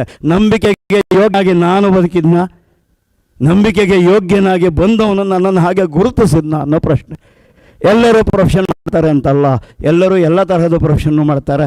ಆದರೆ ಎಲ್ಲೋ ಒಂದು ಕಡೆ ಥಾಟ್ ಪ್ರೋಸೆಸ್ಸಲ್ಲಿ ಒಂದು ವಿಷಯ ನನಗೆ ಈ ಇಂಜಿನಿಯರಿಂಗ್ ಪ್ರೊಫೆಷನ್ನು ಡಾಕ್ಟರ್ ಪ್ರೊಫೆಷನ್ಗೆ ಇರೋ ವ್ಯತ್ಯಾಸ ಗೊತ್ತಿದೆ. ಸಿಮೆಂಟ್ಗೆ ಒಂದು ರೇಷಿಯೋ ಹಾಕ್ತಾರೆ, ಮನೆ ಕಟ್ಟೋ ರೇಷಿಯೋ ಬೇರೆ, ರೋಡ್ಗೆ ಹಾಕೋದು ಬೇರೆ, ಗೌರ್ಮೆಂಟ್ ಬ್ರಿಡ್ಜ್ ಕಟ್ಟೋ ರೇಷಿಯೋ ಬೇರೆ. ಏನಂದರೆ ಎಷ್ಟು ಕಮ್ಮಿ ಹಾಕಿದರೆ ನಿಲ್ಲತ್ತೆ ಅನ್ನೋದ್ರ ಮೇಲೆ ಸರ್ಕಾರದ್ದು. ಆ್ಯಕ್ಚುಲಿ ಎಷ್ಟು ಹಾಕಬೇಕು ಅನ್ನೋದು ಇವ್ರದ್ದು. ಯಾರ್ದು? ಆ್ಯಕ್ಚುಲಾಗಿ ನಾನು ಹೇಳ್ತೀನಿ ಕೇಳಿ, ಮನೆ ನಾವು 50 ವರ್ಷ ಇರಬೇಕು ಅಂದರೆ ಎಲ್ಲ ಮನೆಗಳು ಬಾಳಿದ್ದು 30 ವರ್ಷನೇ. ಅದಾದಮೇಲೆ ನಾವು ಖಾಲಿ ಮಾಡಿರ್ತೀವಿ, ಇನ್ಯಾರಿಗೂ ಕೊಟ್ಟಿರ್ತೀವಿ, ಅವ್ರು ಹೊಡೆದಾಕಿರ್ತಾರೆ. 40 ವರ್ಷದ ಮೇಲೆ ಇರುತ್ತಲ್ಲ ಹಳೆ ಕಾಲದ ಮನೆಗಳೇ. ಈಗ ಯಾರು ಉಳಿಯೋದೇ ಇಲ್ಲ ಅಲ್ವಾ. ಅದೇ ರೋಡ್ 100 ವರ್ಷ ಉಳಿಬೇಕಲ್ವ. ನಾನು ಹೇಳ್ತೀನಿ ಕೇಳಿ, ಆ ವ್ಯತ್ಯಾಸ ಅಲ್ಲಿ ಬರ್ತದೆ. ಇಲ್ಲಿ ನನಗೆ ಕಾಣಿಸೋದು ಒಂದು ಅಸ್ಮಿತೆ. ಭಾರತೀಯ ಅಸ್ಮಿತೆ ಏನು ಅಂತಂದರೆ ಸಮಾಜಕ್ಕೆ ಬೇಕಾದ್ದು ಏನು ಮಾಡ್ತಾ ಇದ್ದೀನಿ ಅಲ್ಲಿ ಮೋಸ ಮಾಡಬಾರದು. ವೈಯಕ್ತಿಕ ಸ್ತರದಲ್ಲಿ ಸಣ್ಣ ಪುಟ್ಟ ದುರಂತಗಳು ಸಮಸ್ಯೆ ಆದರೂ ಸೇರಿನೇ ಬದುಕೋತೀನಿ. ಈ ಕಾನ್ಸೆಪ್ಟ್ ಆಫ್ ಆತ್ಮಗೌರವ ಇದೆಯಲ್ಲ, ಪ್ರಾಯಶಃ ಇದು ನನಗೆ ಭಾರತೀಯ ಅಸ್ಮಿತೆ ಎಂದಿದೆ. ಬೇರೆ ಯಾವುದೂ ಹಂಗೆ ಕಾಣಿಸೋದೇ ಇಲ್ಲ. ಬೇರೆ ಯಾವ ದೇಶದಲ್ಲೂ ಈ ಅಸ್ಮಿತೆ ಇರೋಕ್ಕೆ ಸಾಧ್ಯನೇ ಇಲ್ಲ. ಯಾಕೆ? ಬೇರೆ ದೇಶಗಳು ಚರಿತ್ರೆಯಲ್ಲಿ ಉಂಟಾದವು, ಇದು ಪುರಾಣ ಕಾಲದಿಂದ ಉಳಿದಂಥದ್ದು. ಇದು ಕಾಲಾನುಕಾಲದಿಂದ ಬಂದಂತಹ ಪ್ರಜ್ಞೆ. ಇಲ್ಲಿಯ ದೃಷ್ಟಿಕೋನವೇ ಬೇರೆ. ಆಯಿತು, ನನಗೆ ಇಲ್ಲಿ ಅಮೆರಿಕಾದಲ್ಲಿ ಹೋಗಿ ಕೂತಂಥ ನನ್ನ ಫ್ಯಾಮಿಲಿಯ ಮುಂದಿನ ಫುಲ್ ಜನ್ರೇಷನ್ ಅಲ್ಲೇ ಇದೆ. ಪ್ರಾಯಶಃ ನನ್ನ ತಲೆಮಾರು ಮುಗಿದ ಮೇಲೆ ನಾನು ನನ್ನ ಕಸಿನ್ಗಳಲ್ಲಿ ನಾವುಗಳೇ ಕೊನೆ ಅಂತ ಕಾಣುತ್ತೆ. ಮಿಕ್ಕವರೆಲ್ಲ ಅಲ್ಲಿರ್ತಾರೆ. ಪ್ರಾಯಶಃ ನಮ್ಮದು ಗಂಗೆಯಲ್ಲಿ ಬಿಡಲ್ಲ, ಅಲ್ಲಿ ಯಾವುದೋ ಒಂದು ನೀರಲ್ಲಿ ಬಿಡ್ತಾರೆ ಅಂತ ಕಾಣುತ್ತದೆ. ಆದರೆ ನಾನು ಅವರನ್ನು ಕೇಳ್ತೇನೆ, ನಿಮಗೇನಿಷ್ಟು ಡಿಮಾಂಡು ಅಂತ. ಒಂದು ವೀಕೆಂಡು ಅಂತ ಓಡೋಗಲ್ಲ. ಇಂಡಿಯನ್ ಡಾಕ್ಟ್ರುಗಳು ಬಹಳ ರಿಲಿಯೇಬಲ್ಲು. ಏನು ಹೇಳಿ, ನನ್ನ ಪರ್ಸ್ನಲ್ ಕೆಲಸ ಏನೋ ಇದೆ ಅಂತ ಅವರು ಅದಕ್ಕೆ ಓಡೋಗ್ಬಿಡಲ್ಲ, ಬಂದು ನಿಂತ್ಕೋತಾರೆ. ಇಲ್ಲಿ ನೀವು ಫೋನ್ ಮಾಡಿದ್ರೆ ಸಿಗ್ತಾರೆ, ಮತ್ತು ರೆಸ್ಪಾನ್ಸಿಬಲ್ ಇರ್ತಾರೆ ಅಂತ. ಮತ್ತು ಇನ್ನೊಂದು ಚೆಂದ ಗೊತ್ತಾ, ಅಲ್ಲಿ ಫ್ಯಾಮಿಲಿ ಇದ್ದವ್ರ ಬಗ್ಗೆ ಭಾಳ ಪ್ರೀತಿ. ಗಂಡ ಹೆಂಡತಿ ಜೊತೆಯಲ್ಲೇ ಸಂಸಾರ ಮಾಡ್ಕೊಂಡು ಮಕ್ಕಳನ್ನ ಸಾಕ್ತಾ ಇದ್ದಾರೆ ಅಂದರೆ ಆ ಡಾಕ್ಟ್ರ್ ಮೇಲೆ ಫೇತ್ ಜಾಸ್ತಿ. ಹಾಗಾಗಿ ಇಂಡಿಯನ್ ಡಾಕ್ಟರ್ಸ್ ಮೇಲೆ ಫೇತ್ ಜಾಸ್ತಿ. ಯಾಕಂತಂದರೆ ಇದೇ ಥರ ಅಲ್ಲೂ ಜಗಳ ಆಡಿಕೊಂಡು, ಅದೇ ಹೆಂಡತಿ ಜೊತೆ ಜಗಳ ಆಡಿಕೊಂಡು, ಅದೇ ಮಕ್ಕಳನ್ನ ಸಾಕ್ಕೊಂಡು ಚೆನ್ನಾಗೇ ಇರ್ತಾರೆ ಅಲ್ವಾ. ಹಾಗಾಗಿ ಅಲ್ಲಿ ನೋಡಿ, ಎಲ್ಲೋ ಒಂದು ಕಡೆ ಏನಾಗುತ್ತೆ ಅಂತಂದರೆ, ಎ ಮ್ಯಾನ್, ಯಾರೋ ಒಬ್ಬ ಗಂಡಸಿನ ಮೇಲೆ ಅವನ ಹೆಂಡತಿಗೆ ಫೇತ್ ಇಲ್ಲ ಅಂದರೆ ಬರೋ ಪೇಷಂಟಿಗೆ ಹೆಂಗ್ರಿ ಫೇತ್ ಇರುತ್ತೆ ಅಲ್ವಾ. ಭಾಳ ಸಿಂಪಲ್ ಆದ ವಿಷಯ ಅಲ್ವಾ ನಮಗೆ. ನನ್ನ ಮಕ್ಕಳಿಗೆ ನನ್ನ ಮೇಲೆ ಫೇತ್ ಇಲ್ಲ ಅಂತಂದರೆ ಹೊರಗಿಂದ ಅವರ ಪೇಷಂಟ್ಗೆ ಯಾವ ಫೇತ್ ಬರಲಿಕ್ಕೆ ಸಾಧ್ಯ? ಪ್ರಾಯಶಃ ಈ ಸಾಂಸಾರಿಕ ದೃಷ್ಟಿಕೋನ ಇದೆಯಲ್ಲ, ಇದು ನನಗೆ ಭಾರತೀಯ ಅಸ್ಮಿತೆ ಅನಿಸುತ್ತೆ. ಇಲ್ಲ, ಒಂದು ಕಡೆ ಭಾರತೀಯ ಅಸ್ಮಿತೆಯನ್ನು ನೀವು ಡಿಫೈನ್ ಮಾಡ್ತಾ ಹೋದರೆ ಸಣ್ಣ ಪುಟ್ಟ ವಿಷಯಗಳಿಗೆ ಮುಗಿಯಲ್ಲ ಅದು. ಮತ್ತು ಎರಡನೇದು, ನಮ್ಮವ್ರಿಗಿರೋಷ್ಟು ಮಲ್ಟಿ ಟಾಸ್ಕಿಂಗ್ ಕೆಪಾಸಿಟಿ ಬೇರೆ ಯಾರಿಗಾದ್ರೂ ಇದೆಯಾ? ಇಲ್ಲಿ ಬಂದಿರೋ ಎಷ್ಟೋ ಜನ ಹೆಣ್ಣುಮಕ್ಕಳಲ್ಲಿ ಡಾಕ್ಟ್ರುಗಳು ಇದ್ದಾರೆ. ಬರೀ ಹೆಣ್ಣುಮಕ್ಕಳು ಕೆಲಸಕ್ಕೆ ಹೋಗೋರು ಅಂದ್ರೇ ಮಲ್ಟಿ ಟಾಸ್ಕಿಂಗು. ಡಾಕ್ಟ್ರುಗಳು ಅಂದಾಕ್ಷಣ ಅವ್ರೇನು ಮಕ್ಕಳು ನೋಡ್ಕೊಳ್ದೇ ಇರೋಕ್ಕಾಗತ್ತಾ? ಅವ್ರ ಮಕ್ಕಳನ್ನ ಅವರೇ ನೋಡ್ಕೋತಾರೆ. ಹಾಗೆ ನೋಡಿದ್ರೆ ಡಾಕ್ಟ್ರುಗಳು ಅವ್ರ ಮಕ್ಕಳನ್ನ ಅವರೇ ನೋಡ್ಕೋತಾರೆ. ಯಾಕೆ ಗೊತ್ತಾ? ಬೇರೆ ಯಾರಿಗೋ ಕೊಡಿದ್ರೆ ಅವ್ರು ಸರಿಯಾಗಿ ನೋಡ್ಕೊಳ್ಳಲ್ಲ ಅಂತ ಕಾಣಿಸ್ತಾ ಇರುತ್ತೆ ಅವ್ರಿಗೆ ಚೆನ್ನಾಗೇ ಗೊತ್ತಾಗತ್ತಲ್ವ. ಹಾಗಾಗಿ ಮಲ್ಟಿ ಟಾಸ್ಕಿಂಗ್ ಕಾನ್ಸೆಪ್ಟ್ ಇಂಡಿಯನ್ ಮೈಂಡ್ಸ್ಗೆ ಇದ್ದಂಗೆ ಬೇರೆ ಸಮಯಗಳು ಇಲ್ಲ. ಅಫ್ಕೋರ್ಸ್ ಒಂದಿದೆ, ಪಾರ್ಲಿಮೆಂಟಲ್ಲೂ ಒಂದು ಭಾಷಣ ಬಂದಿತ್ತು. ನಮ್ಮಲ್ಲಿ ಈ ಡಿಜಿಟಲ್ ಇದು ಕರೆನ್ಸಿ ಇಂಟ್ರೊಡ್ಯೂಸ್ ಮಾಡಿದಾಗ, ಅಂದರೆ ಪೇಟಿಎಮ್, RTGS ಇವೆಲ್ಲ ಇಂಟ್ರೊಡ್ಯೂಸ್ ಮಾಡಿದಾಗ ಪಾರ್ಲಿಮೆಂಟಲ್ಲಿ ದೊಡ್ಡ ಯುದ್ಧ. ಏನು ಹೇಳಿ, ಅದೇ ಬರುತ್ತೆ, ಯೂಟ್ಯೂಬಲ್ಲಿ ಬರುತ್ತೆ ನೋಡಿ. ಏನು ಆರ್ಗ್ಯೂ ಮಾಡ್ತಾ ಇದ್ದಾರೆ, ಈ ದೇಶ ಹಿಂದುಳಿದ ದೇಶ, ಬಡಬಗ್ಗರ ದೇಶ, ವಿದ್ಯೆನೇ ಇಲ್ಲದ ದೇಶ, 100ರಲ್ಲಿ 90% ಜನ ಲಿಟ್ರಸಿ ಇಲ್ಲ, ಇಲ್ಲಿ ಅವರುಗಳಿಗೆ ಈ ಮೊಬೈಲು ಇದೆಲ್ಲ ಗೊತ್ತಾಗತ್ತಾ, ಹಾಗೆ ಹೀಗೆ ಅಂತೆಲ್ಲ ಮಾತಾಡಿದರು. ಅದಕ್ಕೆ ಸ್ಟ್ಯಾಟಿಸ್ಟಿಕ್ಸ್ ನೋಡಿ, ಈ ದೇಶದಲ್ಲಿ ಉಪಯೋಗಿಸುವಷ್ಟು ಟ್ರಾನ್ಸಾಕ್ಷನ್ಸು ಬೇರೆ ಯಾವ ದೇಶದಲ್ಲೂ ಆಗ್ತಾಯಿಲ್ಲ. ನೀವು ಕಡಲೆಕಾಯಿ ತೊಗೊಂಡ್ರೆ ಕೊಡ್ಬೋದ್ರಿ ಅಲ್ವಾ? C, one is science behind A thing and use of gadgets. ಎರಡು ವಿಷಯ ಬರುತ್ತಲ್ವ. ಯಾವುದೋ ಒಂದು ಗ್ಯಾಡ್ಜೆಟ್ ಪ್ರಿಪೇರ್ ಮಾಡ್ಬೇಕಾದ್ರೆ, ಟೆಕ್ನಾಲಜಿ ಪ್ರಿಪೇರ್ ಮಾಡೋಕ್ಕೆ ಶುರು ಆಗಬೇಕಾದ್ರೆ ಅದ್ರ ಹಿಂದಿನ ಸೈನ್ಸ್, ನಂತರ ಅದನ್ನು ಗ್ಯಾಡ್ಜೆಟ್ಸ್. ನಮ್ಮಲ್ಲಿ ಗ್ಯಾಡ್ಜೆಟ್ಸನ್ನು ಎಷ್ಟು ಅದ್ಭುತವಾಗಿ ಮಾಡೋ ಚೈತನ್ಯ ಇದೆ ಅಂತಂದರೆ, ಇನ್ನೂ ಸ್ವಲ್ಪ ಕಮ್ಮಿ ಮಾಡಲ ವಾಯ್ಸು, ಎಕೋ ಆಗ್ತಾ ಇದೆ. ಏನಿಲ್ಲ, ಆ ಕಡೆ ಈ ಕಡೆ ಬಾಗಿಲು ತೆಗೆದ್ರೆ ಸರಿ ಹೋಗ್ತದೆ, ಅದು ಬಾಗಿಲು ಫುಲ್ ತೆಗೆದ್ರೆ ಸರಿ ಹೋಗ್ತದೆ, ತೊಂದರೆ ಇಲ್ಲ. ಅಂದರೆ ನಾನು ಹೇಳೋದು, ಸೈನ್ಸ್ ಎವಾಲ್ವ್ ಆಗೋದು ಒಂದು ಆಸ್ಪೆಕ್ಟು, ಅದನ್ನು ಎಲ್ಲರೂ ಉಪಯೋಗಿಸುವಂತಹ ಒಂದು ಫಾರ್ಮ್ಯಾಟಿಗೆ ತರುವಂಥದ್ದು ಇದೆಯಲ್ಲ, ಅದು ಇನ್ನೊಂದು ಆಸ್ಪೆಕ್ಟ್ ಅಲ್ವಾ. ಪ್ರಾಯಶಃ ನಾನು ಹೇಳ್ತೀನಿ ಕೇಳಿ, ಆ ಇನ್ನೊಂದು ಆಸ್ಪೆಕ್ಟಲ್ಲಿ ನಾವು ಬಹಳ ಗಟ್ಟಿ ಇದ್ದೀವಿ. ಏನೇ ಓದೋದಕ್ಕೆ ಬರದೇ ಇರೋನು ಉಪಯೋಗಿಸೋ ರೀತಿಯಲ್ಲಿ ನಾವು ಅಪ್ಲಿಕೇಶನ್ಸ್ ಕ್ರಿಯೇಟ್ ಮಾಡೋಕ್ಕಾಗಿದೆ ಅಲ್ವಾ. ಪ್ರಾಯಶಃ ಈ ನಿಟ್ಟಿನಲ್ಲಿ ನಮ್ಮವರು ಬಹಳ ಗೆದ್ದಿದ್ದಾರೆ. ಒಂದು ಬರ್ತಾ ಬರ್ತಾ ಬರ್ತಾ ನಾವು ನೋಡ್ತಾ ಇದ್ದಂಗೆ ಏನಾಗುತ್ತೆ ಅಂದರೆ, ನಮ್ಮನ್ನು ನಾವು ದೂಷಿಸಿಕೊಳ್ಳೋದು ಸ್ವಲ್ಪ ಕಮ್ಮಿ ಆಗ್ತಾ ಇದೆ. ಸಣ್ಣ ಸಣ್ಣ ವಿಷಯಗಳು ಜಗಳ ಆಡ್ತಾ ಇರ್ತಾರೆ. ನಾವು ಫೇಸ್ಬುಕ್ ಜಗಳ, ಹೆಲ್ಮೆಟ್ ಹಾಕೊಳ್ಳೋದು ಎಲ್ಲರೂ ಹಾಕೋಕ್ಕೆ ಶುರು ಮಾಡಿದ್ರು. ಬಡವರು ಎಲ್ಲಿಗೆ ಹೋಗ್ತಾರೆ? ಬಡವ್ರ ಹತ್ರ ಕೊಟ್ಟಿರಲ್ಲ ರೀ. ನಾವು ಯಾರೂ ಒಂದು ಏನು 500 ರೂಪಾಯಿ ಚಾರ್ಜ್ ಮಾಡಿಬಿಟ್ರೆ ಅರ್ಜೆಂಟಪ್ಪ ಮಗುನ ಸ್ಕೂಲಿಗೆ ಕರ್ಕೊಂಡು ಹೋಗ್ತಾ ಇದ್ದಾರೆ, ಅದಕ್ಕೆ ರೀ ಮಗುನ ಸ್ಕೂಲಿಗೆ ಕರ್ಕೊಂಡು ಹೋಗ್ತಿದ್ವಿ, ನೀವು ಸಾಯಬಾರ್ದು, ಅದಕ್ಕಲ್ವ ಹೆಲ್ಮೆಟ್ಟು. ನಾವು ಎಲ್ಲಕ್ಕೂ ಅದೇ ಪ್ರಶ್ನೆ ನಮ್ಗೆ. ಯಾಕೆ? ಒಂದು ಹೇಳೋಣ, ಯಾವುದಕ್ಕೆ ಯಾಕೆ ಕೇಳಬೇಕು ಅದು ಕೇಳಲ್ಲ. ಏನು ಹೇಳಿ, ಹಾಲು ಫ್ರೀ ಕೊಡ್ತಾರೆ ಕೋವಿಡ್ ಟೈಮ್ನಲ್ಲಿ, ಯಾಕೆ ಕೇಳಬೇಕಲ್ವ ನೀವು? ಏನು ನನಗೇನು ಅಷ್ಟು ಯೋಗ್ಯತೆ ಇಲ್ವಾ? ನಾನು ಇಷ್ಟು ವರ್ಷ ಸಂಪಾದನೆ ಮಾಡಿಲ್ವಾ? ನನಗೇನು ಸೇವಿಂಗ್ಸ್ ಇಲ್ವಾ? ನನಗೊಂದು ಲೀಟ್ರ್ ಹಾಲು ತೊಗೊಂಡು ಕುಡಿಯೋಕ್ಕಾಗಲ್ವಾ? ಈ ಪ್ರಶ್ನೆ ನಾವು ಕೇಳಲ್ಲ. ನೀವು ಕೊಟ್ಟರೆ ಫ್ರೀ ಯಾಕೆ ಅಂತ ಕೇಳಬೇಕಲ್ವಾ? ಏನು ನನಗೇನು ಮಾನ ಮರ್ಯಾದೆ ಇಲ್ವಾ ಅಲ್ವಾ ಸರ್? ಇವಾಗ ಯಾರೋ ಫ್ರೀಯಾಗಿ ನಿಮ್ಮ ಮನೆಗೆ ನಿನ್ನ ಹೆಂಡ್ತಿಗೆ ಸೀರೆ ತಂದು ಕೊಡ್ತೀನಿ, ಅವ್ರು ನನ್ನ ಹೆಂಡ್ತಿ ಯಾಕೆ ತಂದು ಕೊಡ್ತೀರಿ? ಅಲ್ಲ, ಕೇಳಬೇಕಲ್ವ ನಾವು? ನನ್ನ ಹೆಂಡ್ತಿಗೆ ನೀವು ಯಾಕೆ ಸೀರೆ ತಂದು ಕೊಡ್ತೀರಿ? ನನ್ನ ಮಗನ ಫೀಸು ನೀವು ಯಾಕೆ ಕಟ್ತೀರಿ? ಅಲ್ವಾ? ನಾನು ಹೇಳೋದು ಮಿನಿಮಮ್ಮು. ಒಂದು ಮೀಸೆ ಅಂತ ಹೊತ್ತ ಮೇಲೆ ಇಷ್ಟು ಅಹಂಕಾರ ಬೇಕಲ್ವ ಗಂಡಸ್ಗೆ? ಅಲ್ವಾ? ಬೇಕು. ಹಾಗೆಯೇ ಹೆಂಗಸ್ಗೂ ಅಭಿಮಾನ ಬೇಕಲ್ವಾ? ಏನು ನಮ್ಮ ಯಜಮಾನ್ರು ಏನು ಪ್ರಯೋಜನ ಇಲ್ವಾ? ನೀವೇನು ಫ್ರೀ ತಂದು ಕೊಡೋದು? ಅಷ್ಟು ಅಯೋಗ್ಯನ ನಾನು ಮದುವೆ ಆದ್ನ? ಎಂಥ ಅಯೋಗ್ಯನ ಮದುವೆ ಆದರೂ ಅವನ ಯೋಗ್ಯನ ಮಾಡ್ಕೊಂಡು ಬದುಕ್ತೀನಿ, ಅದು ನನ್ನ ಚೈತನ್ಯ. ಅದಲ್ವಾ ಈ ದೇಶದ ಹೆಣ್ಮಕ್ಕಳು. ಮತ್ತೆ ಇನ್ನೊಂದೇ ಹೇಳಿದ್ರು, ಸತಿ ಪದ್ಧತಿ ಇತ್ತು ಅಂತ ನಮ್ಮನ್ನು ಬೈದುಬಿಟ್ರು ಭಾಳ. ಸತಿ ಪದ್ಧತಿ ಇತ್ತು, ಚರಿತ್ರೆ ನಾನು ನೀವು ಓದಿದ್ದೀವಿ.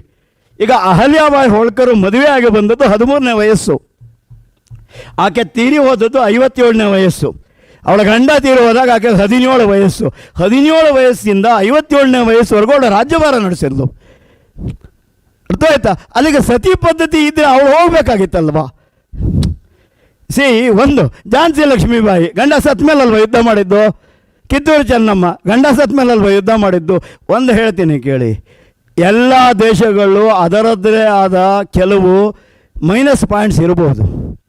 ಅಂದರೆ ಈ ದೇಶದಲ್ಲಿ 108 ಬುಡಕಟ್ಟುಗಳು, 108 ಧರ್ಮಗಳು, 108 ಜಾತಿಗಳು ಎಲ್ಲವೂ ಇವೆ. ಎಲ್ಲವೂ ಹೊಂದಿ ಈ ದೇಶ ಇದೆ. ಆಯಾ ದೇಶ ಆಯಾ ಕಾಲಮಾನದಲ್ಲಿ ಯಾವುದೋ ಕೆಲವು ಘಟನೆಗಳು ಆಗಿರಬಹುದು. ಅದನ್ನು ಪೂರ್ತ ದೇಶಕ್ಕೆ ಯಾಕೆ ಆರೋಪಿಸ್ತೀರಿ? ಅಲ್ವಾ? ಹೇಳಿದ್ರು ಇಲ್ಲ ಇಲ್ಲಿ ಸ್ತ್ರೀ ಸ್ವಾತಂತ್ರ್ಯ ಇಲ್ಲ, ಎಲ್ಲರೂ ಕೂಕೋತಾರೆ. ಇದು December 31 anybody can hug me ಅಂತ ಬೋರ್ಡ್ ಹಾಕೊಂಡು ಒಂದು ಹೆಣ್ಮಗು ನಿಂತಿದೆ MG ರೋಡಲ್ಲಿ. ಅದೇನು ಸ್ವಾತಂತ್ರ್ಯ ಅಲ್ವಾ ಅದು? ಆಕೆಗೆ ಏನು ಯಾರೋ ಬಲವಂತ ಮಾಡಿದ್ರೇನ್ರಿ? ಹಾಂ, ಕುಡಿದು ತೂರಾಡ್ತಾ ಇದೆ ಪಾಪ ಹೆಣ್ಣುಮಗು. ಅಲ್ಲ, ನಮಗೆ ಭೂಮಿ ಸುತ್ತೋದು ಸಾಲದು, ಅದರೊಟ್ಟಿಗೆ ನಾವು ಸುತ್ತಬೇಕು ಅಲ್ವಾ? ಪ್ರಾಯಶಃ ನಾನು ಹೇಳ್ತೀನಿ ಕೇಳಿ, ಇವೆಲ್ಲ ಬರೀ ಸುಳ್ಳು. ಎಲ್ಲೋ ಒಂದು ಕಡೆ, ಎಲ್ಲೋ ಕೆಲವು ಕಾಲಮಾನಗಳಲ್ಲಿ ಕೆಲವು ಕಡೆ ಸಣ್ಣ ಪುಟ್ಟ ಗೊಂದಲಗಳಿದ್ದಿರಬಹುದು. ಸರಿ ಮಾಡ್ಕೊಂಡು ಹೋಗೋಣ. ಇವಾಗ ನಾವುಗಳು ಜಾಯಿಂಟ್ ಫ್ಯಾಮಿಲಿನಲ್ಲೂ ಬದುಕ್ತಿದ್ವಪ್ಪ, ಮತ್ತು ಫಂಕ್ಷನ್ಗಳಿಗೆ ಕರಿತಿದ್ವಿ. ಯಾರೋ ಒಬ್ಬರನ್ನ ಕರೆಯೋರು ನಮ್ಮನೆಯಲ್ಲೂ ಕೂಡ. ಅದು ಯಾರೋ ನಮ್ಮ ರಿಲೇಷನ್ನಲ್ಲೇ ಯಾರೋ ಹೆಂಗಸು, ನಮ್ಮ ಅಮ್ಮ ನನಗೆ ಹೇಳೋರು, ಸ್ವಲ್ಪ ಆಕೆ ಮೇಲೆ ಕಣ್ಣಿರಲಿ, ಸ್ವಲ್ಪ ಆಕೆ ಕೈ ಸರಿ ಇಲ್ಲ ಅಂತ. ಆ ಥರದವ್ರು ಎಲ್ಲ ಫ್ಯಾಮಿಲಿಲೂ ಇದ್ದಾರೆ ರೀ, ಇಲ್ವಾ? ಹಾಗಂತ ನಾವು ಈ ಫ್ಯಾಮಿಲಿನೇ ಸರಿ ಇಲ್ಲ, ಈ ಕಮ್ಯುನಿಟಿನೇ ಸರಿ ಇಲ್ಲ ಹಾಗಂತ ಹೇಳೋಕ್ಕಾಗತ್ತಾ? ಆಗಲ್ಲ. ಎಲ್ಲ ಥರದವರು ಎಲ್ಲ ಕಡೆಯೂ ಇರ್ತಾರೆ. ಯಾವುದಕ್ಕೆ ಅಂಕೆ ಬರಬೇಕು ಅದಕ್ಕೆ ಅಂಕೆ ಬರಬೇಕು, ಯಾವುದನ್ನು ಪ್ರೋತ್ಸಾಹಿಸಬೇಕು ಅದನ್ನು ಪ್ರೋತ್ಸಾಹಿಸಬೇಕು. ಅದಲ್ವ ಮಾಡಬೇಕಾದ್ದು, ರಿಜೆಕ್ಟ್ ಮಾಡಿ ಎಸೆಯೋದಲ್ಲ.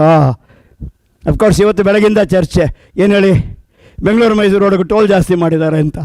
ಹೌದು, ಟೋಲ್ ಜಾಸ್ತಿ ಮಾಡಿದ್ದಾರೆ. ಎಷ್ಟು ಜನ ಹೋಗ್ತಾರೆ? ಆಗೋರೇ ಹೋಗೋದು, ಆಗದೇ ಇರೋರು ಹೋಗೋದೇ ಇಲ್ಲ. ನಾನೇ ಮೈಸೂರಲ್ಲಿದ್ದೆ, ಹೋಗೋದು ಮೈಸೂರಿಗೆ ಎಷ್ಟು ಸಾರಿ ಹೋಗ್ತೀನಿ ವರ್ಷದಲ್ಲಿ. ಮೈಸೂರಲ್ಲಿದ್ದೆ, ಅಲ್ಲಿ ಮನೆ ಇದೆ ನನಗೆ. ನಾನು ಹೋಗೋದು 7 ವರ್ಷದಲ್ಲಿ ಒಂದು 7-8 ಸಾರಿ ಹೋಗ್ತೀನಿ. ನನಗೆ ಅರ್ಜೆಂಟಾಗಿ ಹೋಗಿ ಬರಬೇಕು, ನನಗೆ ಇನ್ನೂ ಒಂದು 500 ಟೋಲ್ ಕೊಟ್ಟರು ಕೊಡ್ತೀನಿ ಅಂತೀನಿ. ಅಂದರೆ ಒಂದೇನಾಗುತ್ತೆ, ಎಲ್ಲೋ ಒಂದು ಕಡೆ ಪ್ರೋಗ್ರೆಸ್ ಅಂದಾಗ ನಾವು ಮಾತೆತ್ತಿದ್ರೆ ಒಂದು ಭಾಷಣ ಎಲ್ಲರೂ ಬಿಗಿದು ಬಿಡ್ತೀವಿ. ಏನು ಹೇಳಿ, ಬಡವರಿಗೇನು ಪ್ರಯೋಜನ? ಈ ಬಡವರಿಗೇನು ಪ್ರಯೋಜನ ಅಂತ ಮಾತಾಡೋರಲ್ಲಿ ಯಾರೂ ಬಡವರಿಲ್ಲ, ಎಲ್ಲ ಬಡವರ ಬಗ್ಗೆ ಯಾರೋ ಕಂಡವರು ಅಂತ ಅಲ್ವಾ? ನಾನು ಅವರನ್ನು ಕೇಳಿದ್ದೀನಿ, ನಿಮಗೇನು ಪ್ರಾಬ್ಲಮ್ಮು ಅಂತ. ಆ GST ಬಂದಾಗ ನಾನು ಯಾರೋ ಪಾರ್ಕಲ್ಲಿ ಹೇಳ್ಕೊಂಡ್ರು, ಏನು ಸರ್ GST ಬಂತು? ಹ್ಞೂ ರೀ ಬಂತು, ತೊಂದರೆ ಆಗಲ್ವಾ? ಇದು ಜನರಲ್ ಕ್ವಶನ್ನು. ಏನು ಹೇಳಿ, ಬಿಸಿಲಾದರೂ ತೊಂದರೆ ಆಗುತ್ತೆ, ಮಳೆ ಆದರೂ ತೊಂದರೆ ಆಗುತ್ತೆ, ಚಳಿ ಆದರೂ ತೊಂದರೆ ಆಗುತ್ತೆ. ತೊಂದರೆ ಆಗಲ್ವಾ? ಜನರಲ್ ಸ್ಟೇಟ್ಮೆಂಟ್ಗೆ ಏನು ಉತ್ತರ ಕೊಡ್ತೀರಿ? ನಾನು ಅವ್ರಿಗೆ ಕೇಳಿದೆ, ನಿಮಗೆ ತೊಂದರೆ ಆಗುತ್ತಾ ಸಾರ್? ಹಾಂ ತೊಂದರೆ. ಏನು ತೊಂದರೆ? ಅಲ್ಲ ನೋಡಿ, ಹೋಟ್ಲಲ್ಲಿ ತಿಂಡಿದೆಲ್ಲ ರೇಟ್ ಜಾಸ್ತಿ ಆಗೋಯ್ತು, ನೀವು ಹೋಟ್ಲಲ್ಲಿ ತಿಂತೀರಾ? ಇಲ್ಲ, ನಾನು ಮನೇಲಿ ಪಾಪ ಹೋಟ್ಲು ತಿನ್ನೋರ ಕತೆ ಹೇಳಿ, ಇದಕ್ಕೆ ಏನು ಉತ್ತರ ಕೊಡ್ತೀರಿ? ನಮ್ಮವ್ರು ಎಲ್ಲರೂ ಕಂಡವ್ರ ವಿಷಯ ಮಾತಾಡ್ಕೊಂಡು ಇಂಟೆಲಿಜೆಂಟಾಗಿ ಸ್ಟೇಟ್ಮೆಂಟ್ ಮಾಡ್ತಾರೆ ಹೊರತು ನಿಮ್ಮದೇನು ಕತೆ ಹೇಳ್ರಿ ಇಲ್ವಾ? ಅದು ಮಾತಾಡಲ್ಲ. ಪ್ರಾಯಶಃ ಈ ಭಾವನ ಬಿಡಬಹುದಾ? ಎಲ್ಲೋ ಒಂದು ಕಡೆ ಹೌದು, ಸಮಯದ ಕರೆಕ್ಟು ಟೈಮ್ ನೋಡ್ಕೊಂಡೆ ನಾನು. 8:42 ಬಂತು, ಸಮಯ ಆಗ್ತಾ ಬಂತು. 8:02ಕ್ಕೆ ಶುರು ಮಾಡಿದೆ ನಾನು. 8:02, 8:10 ಏನೋ ಶುರು ಮಾಡಿದೆ ಅಂತ ಕಾಣುತ್ತೆ. 8:42. ಡಾಕ್ಟ್ರುಗಳನ್ನು ಭಾಳ ಹೊತ್ತು ಕೂರಿಸ್ಕೋಬಾರ್ದು, ಪೇಷಂಟ್ಗಳು ಶಾಪ ಹಾಕ್ತಾರೆ ಇಲ್ವಾ? ಹಾಗಿದ್ದು ಕೂಡ ಇಷ್ಟು ದಿನ ಇಲ್ಲಿ ಸೇರಿದಿರಲ್ಲ. ಹಾಗಾಗಿ ಒಂದು ಹೇಳ್ತೇನೆ, ಕೊನೆಯ 1-2 ಮಾತುಗಳನ್ನು ಹೇಳಿ ಮುಗಿಸ್ತೇನೆ. ಪ್ರಾಯಶಃ ಈ ದೇಶದ ಅಸ್ಮಿತೆ ಉಳಿದದ್ದು ನಾವು ಸ್ವತಂತ್ರರು, ನಾವು ಅದ್ಭುತವಾಗಿ ಬದುಕಿದ ಜನಾಂಗ. ಯಾವುದೋ ಒಂದು ಕಾರಣಕ್ಕೆ ನಮ್ಮ ಮನಸ್ಸಿನಲ್ಲೇ ಮಂಪರು ಬಂದಿರಬಹುದು. ಭಾರತ ಅಂದರೆ ಒಂದು ಪೆನಿನ್ಸುಲಾ ಅಂತ ಇವತ್ತು ಪೆನಿನ್ಸುಲಾ, ಆದರೆ ಚರಿತ್ರೆಯಲ್ಲಿ ಅದು ಪೆನಿನ್ಸುಲಾ ಅಲ್ಲ. ಯಾಕಂದರೆ ಭಾರತ ಅಂದರೆ ಎಲ್ಲವೂ ಸೇರಿ ಪ್ರಪಂಚನೇ ಭಾರತ. ನಾವು ವಸುದೈವ ಕುಟುಂಬಕಂ ಅಂತ ನಾವು ಹೇಳ್ಕೊಂಡು ತಿರುಗಿದವರು. ಹಾಗಾಗಿ ನಮಗೆ ಪ್ರಪಂಚವೇ ಭಾರತ. ನಂತರ ಬೇರೆ ಬೇರೆ ಧರ್ಮಗಳು ಬಂದಿರ್ಬೋದು, ಟಿಸಲ್ ಹೊಡೆದಿರ್ಬೋದು, ಮತ್ತೆಷ್ಟೋ ಧರ್ಮಗಳು ಇದ್ರ ಜೊತೆ ಸೇರ್ಕೋಬೋದು, ಇಲ್ಲ ಸಪರೇಟ್ ಐಡೆಂಟಿಟಿ ಮಾಡ್ಕೊಂಡು ಬದುಕಲೂಬಹುದು. ಇದಕ್ಕೆ ಯಾವುದೇ ಸಮಸ್ಯೆ ಏನಿಲ್ಲ. ಹಾಗಾಗಿ ನಮ್ಮಲ್ಲಿ ನಾಚಿಕೊಳ್ಳುವಂತಹ ವಿಷಯನ ಭಾರತೀಯರ ಯಾವ ಪಿತೃವೂ ಮಾಡಿಲ್ಲ. ಹಾಗಾಗಿ ನಾವೇ ನಾಚಿಕೊಂಡು ಬದುಕುವ ಅವಶ್ಯಕತೆ ಇಲ್ಲ. ಈಗ ಹೇಳ್ತೀನಿ ಕೇಳಿ, ಇತ್ತೀಚೆಗೆ ಬಂದಂಥ ವರದಿ ಅಂದರೆ ನಾನು ಸ್ವಲ್ಪ ಈ ಸೈಂಟಿಫಿಕ್ ಮ್ಯಾಗಝಿನ್ಸಲ್ಲೂ ಸ್ವಲ್ಪ ಫಾಲೋ ಮಾಡ್ತೀನಿ. ಇತ್ತೀಚೆಗೆ ಹೇಳ್ತಾರೆ ನಮ್ಮಲ್ಲಿ ಅಲ್ಲಿ ಈ ಹ್ಯೂಮನ್ ಸೈಕಾಲಜಿ ಬಗ್ಗೆ ಮಾತಾಡಿದ್ರೆ ಮಾತೆತ್ತಿದ್ರೆ ಫ್ರಾಯ್ಡ್ ಥಿಯರಿ ಅಂತಿದ್ರು. ಈಗ ಫ್ರಾಯ್ಡ್ ಥಿಯರಿನ ಪೂರ್ತ ಒಪ್ಪದೇ ಇರೋ ಸ್ಥಿತಿ ಮುಡ್ತಾ ಇದ್ದಾರೆ. ಯಾಕಂದರೆ ಫ್ರಾಯ್ಡನ್ನು ಮೀರಿದ ಇನ್ನೇನೋ ಒಂದಿದೆ ಅಂತ. ಅಂದರೆ ವೆಸ್ಟಿಗೆ ಮ್ಯಾನ್ ಆ್ಯಂಡ್ ದ ಮೈಂಡ್ ಅಂದರು, ಅಂದರೆ ಮನುಷ್ಯ ಮತ್ತು ಬುದ್ಧಿ ಎರಡೇ ಓಡಿದ್ದು. ಆದರೆ ಈಸ್ಟಿಗೆ ಬಂದಾಗ man, mind and the spirit. ಇಲ್ಲಿ ಮನುಷ್ಯ ಬುದ್ಧಿ ಎರಡೇ ಅಲ್ಲ, ಜೊತೆಗೊಂದು ಪ್ರಜ್ಞೆನೂ ಇದೆ. ಆ ಪ್ರಜ್ಞೆ ಅವನ ಹಿಂದಿನ ಅಷ್ಟು ತಲೆಮಾರುಗಳು ಬದುಕಿ ಬಾಳಿದಂತಹ ವಿಷಯಗಳ ನೆನಪುಗಳ ಪ್ರಜ್ಞೆ ಇವನಲ್ಲಿದೆ. ಅದು ಅವನ ಡಿಸಿಷನ್ಸ್ನ ಗವರ್ನ್ ಮಾಡುತ್ತೆ ಅನ್ನೋ ಪ್ರಶ್ನೆ ನಾನು ಹೇಳ್ತಾ ಇರೋದು. ಪ್ರಾಯಶಃ ಈ ಭಾವ ಒಂದು ಇಟ್ಕೋಬೋದು. ಎರಡನೇದು, ನಾವು ಯಾರದ್ದೋ ಕಾಲೋನಿ ಆಗಿದ್ವಿ, ಅವರು ನಮ್ಮನ್ನು ಕಾಲೋನಿ ಅಂತ ಕರೆದ್ರು. ನಾವು ಕಾಲೋನಿ ಅಲ್ಲ, ಅವರು ನಮಗೆ ಆಕ್ರಮಣಕಾರರು, ಅವರು ನಮ್ಮನ್ನು ಆಕ್ರಮಿಸಿದರು, ಬಿಟ್ಟು ಹೋದರು. ಇವತ್ತು ಕೂಡ ಅವರ ಎಕಾನಮಿ ನಡೀತಾ ಇರೋದು ಯಾರ ಮೇಲೆ? UK economy. ಮಲ್ಯ ಇಲ್ಲಿಂದ ಹಣ ತಗೊಂಡು ಓಡಿ ಹೋದವ್ರ ಮೇಲೆ ಅವ್ರ ಜೀವನ ಆಗ್ತಾ ಇರೋದು. ಹಾಗಾಗಿ ಭಾರತದ ಬ್ಯಾಂಕುಗಳಲ್ಲಿ ಸಾಲ ಕೊಡೋದು ನಿಲ್ಲಿಸ್ಬಿಟ್ರೆ UK ಎಕಾನಮಿ ಬಿತ್ತೋಗ್ಬಿಡುತ್ತೆ. ಅಂದರೆ ಇಲ್ಲಿ ಸಾಲ ತಗೊಂಡು ಓಡೋದವನೇ ಅವ್ರ ಜೀವನಕ್ಕೆ ಇರೋದಲ್ವಾ. ಇವರಿಗೆಲ್ಲ ಅವರೇ ಅಲ್ವಾ ಜಾಗ ಕೊಟ್ಟಿರೋದು. ಇಲ್ಲಿಂದ ಓಡೋದವರೆಲ್ಲ ಅಲ್ಲೇ ಯಾಕೆ ಸೆಟ್ಲ್ ಆಗ್ತಾರೆ ಇಲ್ವಾ? ಯಾಕೆ ಸೆಟ್ಲ್ ಆಗ್ತಾರೆ ಅಂದರೆ ಅಲ್ಲಿ ಅವ್ರು ಕಾನೂನಂಗೆ ಮಾಡ್ಕೊಂಡಿದ್ದಾರೆ. ಎಲ್ಲಿಂದ ಯಾರೇ ಕಳ್ತನ ಮಾಡ್ಕೊಂಡು ಕಾಸು ತಗೊಂಬಂದರು ನಮ್ಮ ದೇಶದಲ್ಲಿ ಜಾಗ ಕೊಡ್ತೀವಿ. ಯಾಕಂದರೆ ನಾವು ಚರಿತ್ರೆ ಪೂರ್ತ ಅವರಿವರ ಕಾಸು ಮೇಲೆ ಬದುಕಿದ್ದು ಅಲ್ವಾ. ಅದು ನಮ್ಮ ಧರ್ಮ ರೀ, ನಾವು ಬದುಕಿದ್ದೇ ಹಾಗೆ. ನಿಮಗೆ ಅರ್ಥ ಆಗಲಿಲ್ಲ ಅಂದರೆ ಅದು ನಿಮ್ಮ ಪೆದ್ದತನ. ಒಂದು ಆ ಮೆಕಾಲೆ ಶಿಕ್ಷಣ ಪದ್ಧತಿ ತಂದದ್ದೇ ಅದಕ್ಕೆ. ಏನು ನಿಮಗೇನು ಗೊತ್ತಿಲ್ಲ, ನಾವು ಹೇಳಿದ್ ಕೇಳಿ. ನೀವು ಇವ್ರದ್ದು ನೋಡಬೇಕು, ಯಾರು ನಮ್ಮ ಸಾಯಿ ದೀಪಕ್ ಅಂತೇಳಿ ಅಡ್ವೊಕೇಟ್ ಒಬ್ಬರು ಇದ್ದಾರೆ, ಇಂಡಿಯಾ ದಟ್ ಈಸ್ ಭಾರತ್ ಅಂತ ಪುಸ್ತಕ ಬರೆದಾರೆ. ಅವರೆಲ್ಲ ಅದೇ ಬರೀತಾರೆ. ಏನಂತಂದರೆ ಅವರಿಗೆ ಒಂದು ಧರ್ಮ ಅಂತ ಮಾಡ್ಕೊಂಡ್ಮೇಲೆ ಅವರಿಗೆ ಕಾನ್ಷಿಯನ್ಸ್ ಇತ್ತಂತೆ, ಅದು ಫಾಲೋ ಮಾಡದೇ ಇರೋರಿಗೆಲ್ಲ ಆತ್ಮನೇ ಇಲ್ಲ ಅಂತ. ಅಲ್ಲಿಗೆ ಅವರು ಬರೋದಕ್ಕೂ ಮುಂಚೆ ನಮಗೆ ಆತ್ಮದ ಬಗ್ಗೆ ಗೊತ್ತೇ ಇರಲಿಲ್ಲ ಅಲ್ಲ. ಆತ್ಮದ ಬಗ್ಗೆ ಪ್ರಾಯಶಃ ಮೊದಲು ಮಾತಾಡಿದ್ದು ನಾವು, ಅವರಲ್ಲ ಅಲ್ವಾ. ಮಾಡಿ ನೀವೇ ಹಳತೆ ಏನಿತ್ತು ಬಿಡಿ, ಆದರೆ ನಮ್ಮವ್ರು ಯಾರ ಮೇಲೂ ದಾಳಿ ಮಾಡಲಿಲ್ಲ, ಯಾರ ಹಣನೂ ಕದಿಲಿಲ್ಲ, ಕಾಲವನ್ನು ಕಾಲದಿಂದ ದುಡಿದು ತಿಂದ್ವಿ. ವಾಸ್ಕೋ ಡ ಗಾಮ ಕಂಡಿಡ್ದಿದ್ದು ಸಮುದ್ರದ ದಾರಿ, ಆದರೆ ಅದಕ್ಕೆ ಮುಂಚೆನೇ ನಮಗೆ ಸಿಲ್ಕ್ ರೂಟ್ ಇತ್ತಲ್ವಾ, ಇರಲಿಲ್ವಾ? ಇದ್ದೇ ಇತ್ತು. ಹಾಗಿದ್ದಾಗ ನಾನು ಹೇಳ್ತೀನಿ ಕೇಳಿ, ಕೀಳರಿಮೆಗೆ ಅವಕಾಶ ಇಲ್ಲ. ಎಲ್ಲೋ ಪ್ರಾಯಶಃ ಇವತ್ತಿನ ಪರಿಸ್ಥಿತಿಯಲ್ಲೂ ನಮ್ಮ ಕೀಳರಿಮೆ ಕಾಡ್ತಾ ಇರೋದರಿಂದ ನಾವು ಸ್ವಲ್ಪ ಸಬ್ಡ್ಯೂಡ್ ಆಗಿದ್ದೀವಿ. ಈಗ ಸ್ವಲ್ಪ ಓಪನ್ ಅಪ್ ಆಗೋಣ. ಕೋವಿಡ್ ಅಂತ ಮಹಾಮಾರಿ ಬಂದರೂ ನಾವೇ ವ್ಯಾಕ್ಸಿನೇಷನ್ ಕಂಡ್ವಿ, ಸಿಸ್ಟಮ್ನ ನಾವು ಮ್ಯಾನೇಜ್ ಮಾಡಿದ್ವಿ ಅಲ್ವಾ. ಹಾಗಾಗಿ ನಾವೆಲ್ಲೋ ಆ ಕಡೆ ಗೆದ್ದಿದ್ದೀವಿ. ಎಷ್ಟೋ ದೇಶಗಳಲ್ಲಿ ನನ್ನ ರೂಪಾಯಿ ಕೆಲಸ ಮಾಡುತ್ತೆ, ಆ ಲೆಕ್ಕಕ್ಕೆ ನಾನು ಗೆದ್ದಿದ್ದೀನಿ. ಭಾಳಷ್ಟು ದೇಶಗಳಲ್ಲಿ ಸೈಂಟಿಸ್ಟ್ಗಳು, ಡಾಕ್ಟ್ರುಗಳು, ಇಂಜಿನಿಯರ್ ಇರೋದು ಭಾರತದವರು, ಅಲ್ಲಿ ನಾವು ಗೆದ್ದಿದ್ದೀವಿ. ಆಸ್ಟ್ರೇಲಿಯಾದಲ್ಲಿ ಏನು ಅಂತಂದರೆ ಅಲ್ಲಿ ಹಣ ಇಲ್ಲದೆ ಇರೋ ಫ್ಯಾಮಿಲಿಗಳಿಗೆ ಅವ್ರು ಕಾಸು ಕೊಡ್ತಾರಂತೆ. ಯಾರಿಗೂ ಕೆಲಸ ಹೋಯ್ತು ಅಂದರೆ ಸರ್ಕಾರ ಕೊಡುತ್ತಂತೆ. ಆದರೆ ಇಂಡಿಯನ್ ಫ್ಯಾಮಿಲೀಸ್ ತಗೊಳ್ಳೋದೇ ಇಲ್ವಂತೆ. ಅಲ್ಲಿ ಆಸ್ಟ್ರೇಲಿಯಾ ಗೌರ್ಮೆಂಟ್ ಹೇಳುತ್ತಂತೆ ಇಂಡಿಯನ್ ಫ್ಯಾಮಿಲಿ ಬೆಸ್ಟು, ಅವರು ದುಡ್ದಾಗ ಸೇವ್ ಮಾಡ್ತಾರೆ, ಕಟ್ಟ ಬಿದ್ದಾಗ ಅದರಲ್ಲಿ ಖರ್ಚು ಮಾಡ್ತಾರೆ. ಇವರು ಹಂಗಲ್ಲ, ಇವರು ದುಡ್ದಾಗ ಖರ್ಚು ಮಾಡ್ತಾರೆ, ಮುಂದಿನ ಸಾಲನೂ ಖರ್ಚು ಮಾಡ್ತಾರೆ, ಆಮೇಲೆ ಹಣ ಇಲ್ದಾಗ ಸರ್ಕಾರ ಕೊಡು ಅಂತಾರೆ. ಪ್ರಾಯಶಃ ಅವರು ಇಂಡಿಯನ್ ಫ್ಯಾಮಿಲೀಸ್ ಪ್ರಿಫರ್ ಮಾಡ್ತಾರೆ. ಮತ್ತು ಕೊನೆಯದೊಂದು, ಇರೋ ಎಲ್ಲ ಎಕಾನಮಿಸ್ಟ್ಗಳು ಹೊಡ್ಕೊಂಡ್ರು ಏನು ಹೇಳಿ, ಕೋವಿಡ್ ಬಂದಾಗ ಈ ದೇಶದ ಎಕಾನಮಿ ಹೋಗುತ್ತೆ ಅಂತ. ಇಲ್ಲ, ಈ ದೇಶ ಭವಿಷ್ಯದ ಸಾಲದ ಮೇಲೆ ಬದುಕಲ್ಲ, ವರ್ತಮಾನದ ದುಡಿಮೆ ಮೇಲೆ ಬದುಕುತ್ತೆ. ಹಾಗಾಗಿ ಇಲ್ಲಿಯ ಎಕಾನಮಿ ಬಿದ್ದು ಹೋಗೋದಕ್ಕೆ ಸಾಧ್ಯನೇ ಇಲ್ಲ. ಯಾವುದೇ ಕಾರಣಕ್ಕೂ ಬೀಳೋ ಸಾಧ್ಯ ಇಲ್ಲ.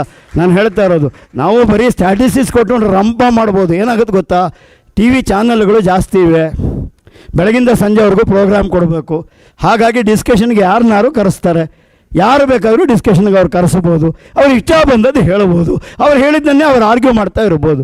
ಎಂತೆಂಥದೋ ಡಿಸ್ಕಷನ್ಗಳು ನಾವು ನೋಡಿದ್ದೀವಲ್ವಾ, ಎಷ್ಟನ್ನು ನಾವು ನಂಬ್ತೀವಿ. ಅದೊಂದು ನೋಡ್ರಿ, ಈ ದೇಶದ ಅಸ್ಮಿತೆಯ ಅದ್ಭುತವಾದ ಭಾಗ ಅಂದರೆ, ನೀವು ಏನೇ ಸುಳ್ಳು ಹೇಳಿ ನಂಬಿದ ಹಾಗೆ ಎಲ್ಲರೂ ತಲೆ ಆಡಿಸ್ತಾ ಇರ್ತಾರೆ. ಆದರೆ ನೀವು ಹೇಳ್ತಾ ಇದ್ದಂಗೆ ತಲೆಯಲ್ಲಿ ಅಂದ್ಕೋತಾರೆ ಇವನು ಸುಳ್ಳು ಹೇಳ್ತಾ ಇದ್ದಾನೆ ಇಲ್ವಾ? ಅನ್ಸಲ್ಲ ನಿಮಗೆ? ಒಂದು, ನೀವು TV ನೋಡ್ತಾ ಇರಬೇಕಾದ್ರೆ ಆ ಭಾಷೆ ಬೇರೆನೂ ಹೇಳ್ತಾ ಇರುತ್ತೆ, ನಿಮ್ಮ ಮನಸ್ಸು ಅದೇ ಪದಗಳಿಗೆ ಬೇರೆ ಅರ್ಥ ಹೇಳ್ತಾ ಇರತ್ತೆ ಇಲ್ವಾ? ಹೇಳಲ್ವಾ? ಅವರ್ ಪರ್ಸೆಪ್ಷನ್ಸ್ ಆರ್ ವೆರಿ ಗುಡ್, ಅವರ್ ಜಡ್ಜ್ಮೆಂಟ್ಸ್ ಆರ್ ವೆರಿ ಗುಡ್. ನಾನು ಇದೇ ಡಾಕ್ಟ್ರ್ ಪ್ರೊಫೆಷನ್ ಬಗ್ಗೆ ನಾನು ಹೇಳ್ತೀನಿ ಕೇಳಿ. ಒಳಗೆ ಹೆಜ್ಜೆ ಇಡ್ತಾ ಇದ್ದಂಗೆ ನಮ್ಮ ಡಾಕ್ಟ್ರು ಕೇಳ್ತಾರೆ, ಎಲ್ಲಿ ತೋರಿಸಿ, ಅವ್ರಿಗೆ ಗೊತ್ತಿಲ್ಲ ಏನು ಪ್ರಾಬ್ಲಮ್ಮು ಅಂತ. ಎಲ್ಲಿ ತೋರಿಸಿ ಅಂತಾನೆ ಸ್ಟ್ರೈಟ್ ಬರ್ತಾರೆ, ಏನು ಪ್ರಾಬ್ಲಮ್ಮು ಕೇಳೋದೇ ಇಲ್ಲ. ಅಂದರೆ ನಾನು ಹೇಳೋದು, ನಮ್ಮ ಪರ್ಸೆಪ್ಷನ್ನು ಜಡ್ಜ್ಮೆಂಟ್ಗಳು ಅಷ್ಟು ಚೆನ್ನಾಗಿದೆ. ನಮ್ಮಲ್ಲಿ ಎಲ್ಲ ವಿಷಯ ಅಂದರೆ ಬದುಕಿನಲ್ಲಿ ಎಷ್ಟೋ ಘಟನೆಗಳಿರುತ್ತವೆ, ಅವು ಜ್ಞಾನವಾಗಿ ಹೋಗಬೇಕು. ನಮ್ಮಲ್ಲಿ ನಮ್ಮ ಮೈಂಡ್ಸೆಟ್ಟಲ್ಲಿ ಅದನ್ನು ಜ್ಞಾನವಾಗಿ ಮಾಡಿಕೊಳ್ಳುವಂತಹ ಚೈತನ್ಯ ಇದೆ. ಹೊಸದಕ್ಕೆ ಎಷ್ಟು ಬೇಗ ಅಡ್ಜಸ್ಟ್ ಆಗ್ತೀವಲ್ವ ನಾವು, ಆಗಲ್ವಾ? ಭಾಳ ಬೇಗ ಅಡ್ಜಸ್ಟ್ ಆಗ್ತೀವಿ. ಪ್ರಾಯಶಃ ಬೇರೆ ದೇಶಗಳಲ್ಲಿ ಅವ್ರು ಹೇಳ್ಕೊಳ್ಬೇಕು ಹೊಸದಾಗಿ ಅಡ್ಜಸ್ಟ್ ಆಗೋದಕ್ಕೆ, ಇಲ್ಲಿ ಅಡ್ಜಸ್ಟ್ ಆಗೋದಕ್ಕೆ ಹೇಳ್ಕೊಡೋ ಅವಶ್ಯಕತೆ ಇಲ್ಲ. ಪ್ರಾಯಶಃ ಇದನ್ನು ನಾನು ಭಾರತದ ಅಸ್ಮಿತೆ ಅಂತ ಕರಿತೀನಿ. Rule of conscience is what matters. Conscience ಏನು ಹೇಳುತ್ತೆ ಅದರ ಪ್ರಕಾರ ನಡೆಯೋಣ. ವ್ಯವಹಾರ ಸೆಕೆಂಡರಿ ಆಗಬೇಕಾಗತ್ತೆ. ಬದುಕಿನ ಸುಖಗಳು ದುಃಖಗಳು ಎಲ್ಲವೂ ಇರುತ್ತೆ. ಬಟ್ ದ ಪಾಯಿಂಟ್ ಈಸ್, ಎಲ್ಲೋ ಒಂದು ಕಡೆ ನಾವು ಒಂದು ವ್ಯವಸ್ಥೆಯನ್ನು ಮೇಂಟೈನ್ ಮಾಡಿದರೆ ಅದು ವ್ಯವಸ್ಥೆಯಾಗಿ ಉಳಿಯುತ್ತೆ. ಎಲ್ಲೋ ಒಂದು ಕಡೆ ನಮ್ಮ ವೈಯಕ್ತಿಕ ಜೀವನಗಳಲ್ಲಿ, ಸಿಟಿ ಲೈಫ್ಗೂ ಹೊರಗಡೆ ಲೈಫ್ಗೂ ವ್ಯತ್ಯಾಸ ನೋಡಿದ್ದೀನಿ. ವೈಯಕ್ತಿಕ ಜೀವನಗಳಲ್ಲಿ ಸ್ವಲ್ಪ ಶಿಸ್ತನ್ನು ನಾವು ಪಾಲಿಸಿದರೆ ಪ್ರಾಯಶಃ ಇದು ಎಲ್ಲಿಯೋ ಹೋಗಿ ಮುಟ್ಟುವಂಥ ದೇಶ. ಈಗ ಎಲ್ಲರೂ ಕಣ್ಣು ಬಿಡ್ತಾ ಇದ್ದಾರೆ. ಮೇ ಬಿ ಬಾಲ್ಯ ಮುಗೀತು ಅಂತ ಕಾಣುತ್ತೆ ಈ ದೇಶದ ಸ್ವಾತಂತ್ರ್ಯಕ್ಕೆ, ಯೌವನಕ್ಕೆ ಬಂದಿದೆ. ಪ್ರಾಯಶಃ ನನ್ನ ಅದ್ಭುತವಾದ ಒಂದು probably I call it as gratitude, ಬದಲಾಗೋ ಕಾಲದಲ್ಲಿ ನಾನು ಬದುಕಿದ್ದೀನಿ ಅನ್ನೋದಿದೆಯಲ್ಲ, ಪ್ರಾಯಶಃ ದಟ್ಸ್ ಎ ಬಿಗ್ ಥಿಂಗ್. ಇವತ್ತು ಯಂಗ್ಸ್ಟರ್ ಆಗಿ ಈ ದೇಶದಲ್ಲಿ ಇವತ್ತಿನ ಯಂಗ್ಸ್ಟರ್ನ ಫ್ಯೂಚರ್ ಯೋಚನೆ ಮಾಡಿ.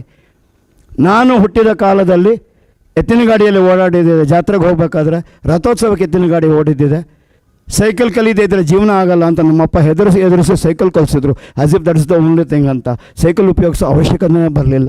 ನನ್ನ ಮುಂದಿನ ಜನ್ರೇಷನ್ ಸೈಕಲ್ಲು ಕಾರು ಬಿಡಿ, ಅವ್ರು ಏರೋಪ್ಲೇನೇ ಇಳಿಯಲ್ಲ. ಅಂದರೆ ಇಷ್ಟು ಬದಲಾವಣೆಗಳನ್ನು ನನ್ನ ಬದುಕಿನಲ್ಲೇ ನೋಡಿದ್ದೇನೆ. ಅಂದರೆ ಕಷ್ಟ ಕಾಲದ ಬದುಕಿನಲ್ಲೇ ಇಷ್ಟು ಬದಲಾವಣೆಗಳನ್ನು ನೋಡಿದ್ದೇನೆ. ಒಂದು ಕಾಲದಲ್ಲಿ ಫೈನಾನ್ಸ್ ಮಿನಿಸ್ಟರ್ಗಳು ಬಾಕ್ಸ್ ಹಿಡ್ಕೊಂಡು ಬರ್ತಾ ಇದ್ದಂಗೆ ನಮಗೇನು ಕೊಡ್ತಾರೆ ಅಂತ ಭಿಕ್ಷುಕರ ಥರ ಕೇಳ್ತಿದ್ವಿ. ಈಗ ಅದು ಬಿಟ್ಟಿದ್ದೀವಿ ನಾವು. ಏನ್ರಿ ನಾವು ಕಟ್ತೀವಿ ತೆರಿಗೆ, ನೀವೇನ್ರಿ ಮಾಡ್ತೀರಿ ಅಂತ ಕೇಳ್ತೀವಿ. ಅದು ಬದಲಾವಣೆ ಅಲ್ವಾ? ಪ್ರಾಯಶಃ ಇದು ಬೇಕು, ಅದಲ್ವಾ ಬದಲಾವಣೆ? ನನಗೇನು ಕೊಡಬೇಡ, ಏನು ಮಾಡ್ತೀಯ ನೀನು ಅದೇ ಹೇಳು ಅಲ್ವಾ? ಅದು ಬದಲಾವಣೆ. ಪ್ರಾಯಶಃ ಈ ಬದಲಾವಣೆ ಇದೆಯಲ್ಲ ಜನಸಾಮಾನ್ಯರಲ್ಲಿ ಮೂಡ್ತಾ ಇದೆ, ಅದು ಬಹಳ ಪಾಸಿಟಿವ್ ವಿಷಯ. ಒಂದೇ ಒಂದು, ಯಾವತ್ತೂ ಕೂಡ ಆಳ್ವಿಕೆಗೆ ಕೂತವನು ಬದಲಾಗೋದೇ ಇಲ್ಲ. ಆಳುವವರು ಬದಲಾಗ್ತಾ ಇದ್ದಂಗೆ ಅವನ ಪವರ್ ಕಮ್ಮಿ ಆಗ್ತಾ ಹೋಗುತ್ತೆ. ಯಾರು ಬರಬೇಕೋ ಅವರು ಬರ್ತಾರೆ ಪಟ್ಟಕ್ಕೆ. ಪ್ರಾಯಶಃ ಆ ದೃಷ್ಟಿಕೋನದಲ್ಲಿ ನಾವು ಯೋಚನೆ ಮಾಡೋದು ವಾಸಿಯಾಗತ್ತೆ.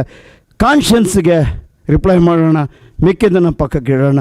ನಾವೆಲ್ಲರೂ ಬುದ್ಧಿವಂತರು, ನಮಗೆಲ್ಲ ಅರ್ಥ ಆಗುತ್ತೆ ಅಲ್ವಾ? ಅದಿಟ್ಕೊಂಡು ಮುಂದಕ್ಕೆ ಹೋದರೆ ಸಾಕು ಅಂತ ಕಾಣುತ್ತೆ. ಇನ್ನು ಭಾಳಷ್ಟು ಹೊತ್ತು ಮಾತಾಡಿ ಹೇಳ್ಕೊಂಡು ಹೋಗಬಾರ್ದು. ಕೊನೆಯದು ಒಂದು, ಡಾಕ್ಟರ್ಸ್ ಬಗ್ಗೆ ಹೇಳಬೇಕಾದ್ರೆ ಶೇಕ್ಸ್ಪಿಯರ್ನ ಮಾತೊಂದಿದೆ, ಸರ್ಜನ್ಸ್ ನೈಫ್ ಬಗ್ಗೆ ಅವನಂತಾನೆ, cruelty of a surgeon's knife ಅಂತ. He says it is cruelty of a surgeon's knife. ಅದೆಷ್ಟು ಶಾರ್ಪ್ ಇರಬೇಕು ಅಂದರೆ ಅಷ್ಟು ಬೇಗ ಕತ್ತರಿಸಬೇಕು, ಹಾಗಾಗಿ ಶಾರ್ಪ್ ಇರಬೇಕು. ಕೊಲ್ಲೋದಕ್ಕೆ ಶಾರ್ಪ್ ಇರೋ ಅವಶ್ಯಕತೆ ಇಲ್ಲ. ಪೋಸ್ಟ್ಮಾರ್ಟಮ್ ಯಾವುದ್ರಲ್ಲಿ ಬೇಕಾದ್ರೂ ಮಾಡ್ಬೋದು ಅಲ್ಲ, ಪೋಸ್ಟ್ಮಾರ್ಟಮ್ ಅದರಲ್ಲೇ ಮಾಡ್ತಾರೆ, ಅದು ಬೇರೆ. ಆದರೆ ಸರ್ಜನ್ ಕೂತಾಗ ಕ್ರೂಯಲ್ಟಿ ಏನಂತೆ, it has to cut sharp, cut fast, cut only what is to be cut ಅಲ್ವಾ? That is what is called cruelty of a surgeon's knife ಅಂತ. ನನಗೆ ಇನ್ಕಮ್ ಟ್ಯಾಕ್ಸಲ್ಲಿ ಪಾಠ ಮಾಡ್ತಿದ್ದವ್ರು ಯಾರೋ ಇದನ್ನು ಹೇಳಿದ್ರು. ನಾನು ಇನ್ಕಮ್ ಟ್ಯಾಕ್ಸಲ್ಲೂ ಇದನ್ನೇ ಬಳಸ್ತಿದ್ದೆ. It's the cruelty of a surgeon's knife. ನಿನಗೆ ಕಷ್ಟ ಆಗುತ್ತೆ ನನಗೆ ಗೊತ್ತಿದೆ, ಆದರೆ ಎಷ್ಟು ಕೊಯ್ಬೇಕು ಅಷ್ಟು ಕೊಯ್ತೀನಿ. ಯಾಕಂದರೆ ನಾನು ಜೀವ ಉಳಿಸೋದಕ್ಕೆ ಕೊಯ್ತಾ ಇದ್ದೀನಿ, ಇದನ್ನು ಜೀವ ಕಳೆಯೋದಕ್ಕೆ ಕೊಯ್ತಾ ಇಲ್ಲ ಅಲ್ವಾ? ಯಾರು ಕುಯ್ತಾ ಇರಬೇಕಾದ್ರೆ ಯಾರೂ ಇದರಲ್ಲಿ ಏನು ಬಿಲ್ ಬರುತ್ತೆ ಅಂತ ಯಾವ ಮನುಷ್ಯನೂ ಯೋಚನೆ ಮಾಡಲ್ಲ. ಇದು ನನಗೆ ಸ್ಪಷ್ಟವಾಗಿದೆ.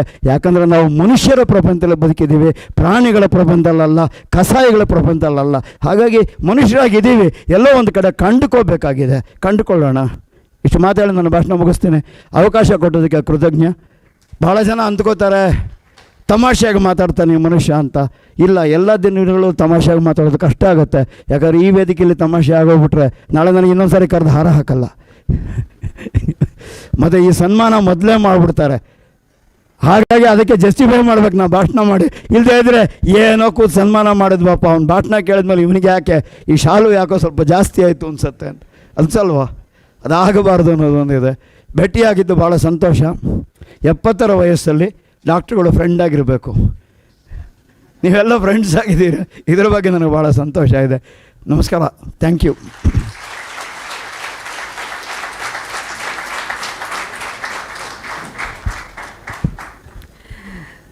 ಅಬ್ರಹಂ ಲಿಂಕನ್ ಅವರು ಹೇಳಿದ ಹಾಗೆ, let the people know the truth and the country will be safe ಅಂಥೇಳಿ. ನಾವು ನಮ್ಮ ರಾಷ್ಟ್ರದ ಬಗ್ಗೆ ಸತ್ಯಾಸತ್ಯತೆಯನ್ನು ತಿಳಿದಾಗ ಮಾತ್ರ ನಮ್ಮ ರಾಷ್ಟ್ರ ಸುರಕ್ಷಿತವಾಗಿರಲು ಸಾಧ್ಯ ಅಂತ ಹೇಳಿ.